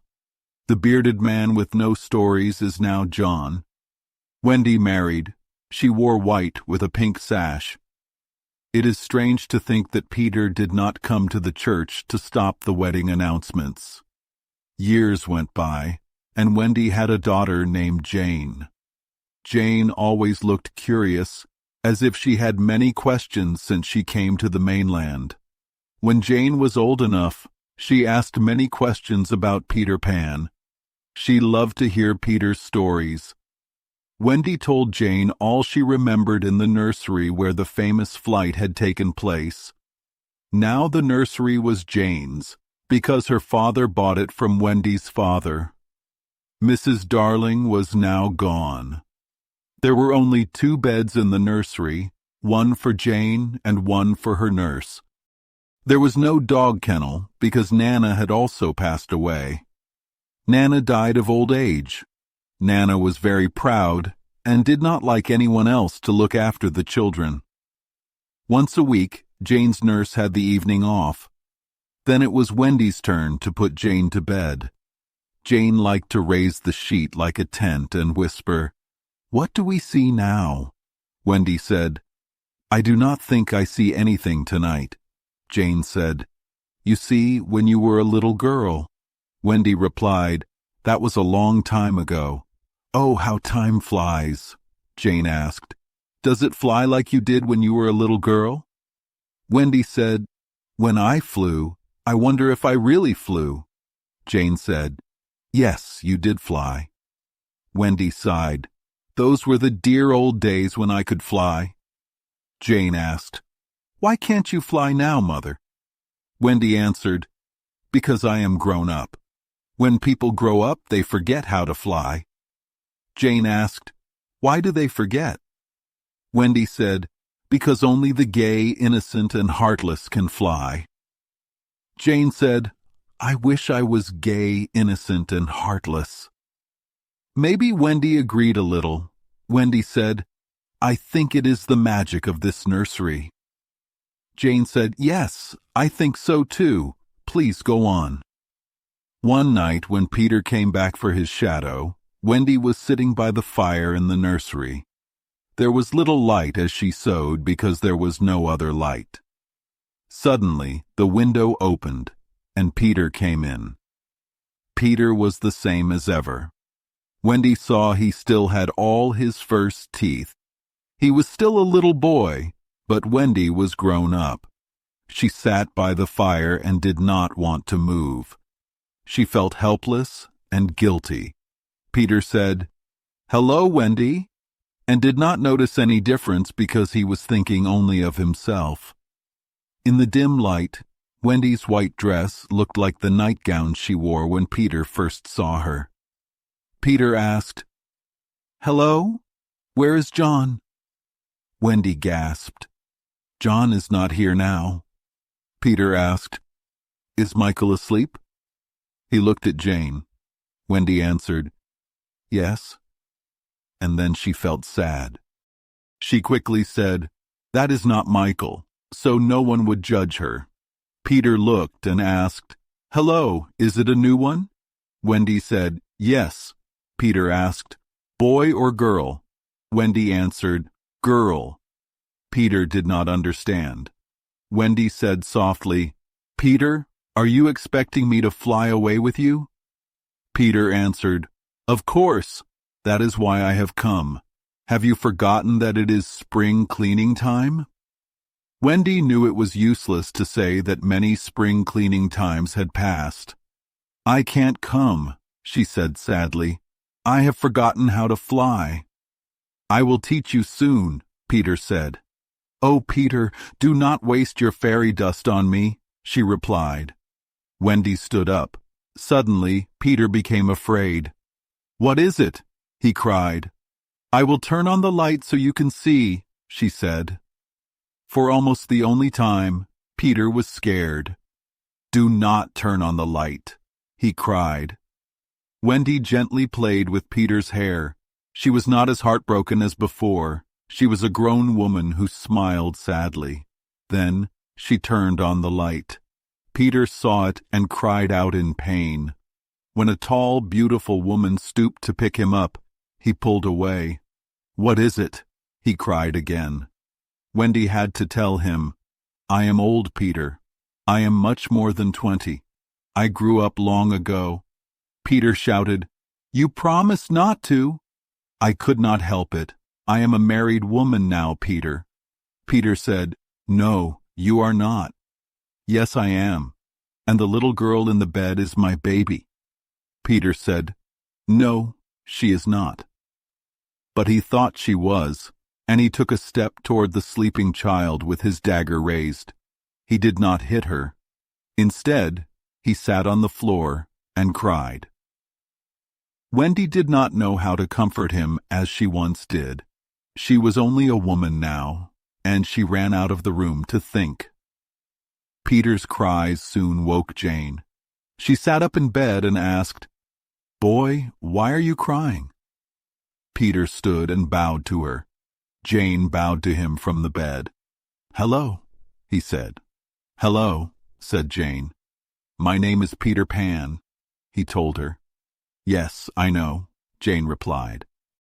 I came back from my mother, Peter explained, to take her to Neverland. Yes, I know. I've been waiting for you, said Jane.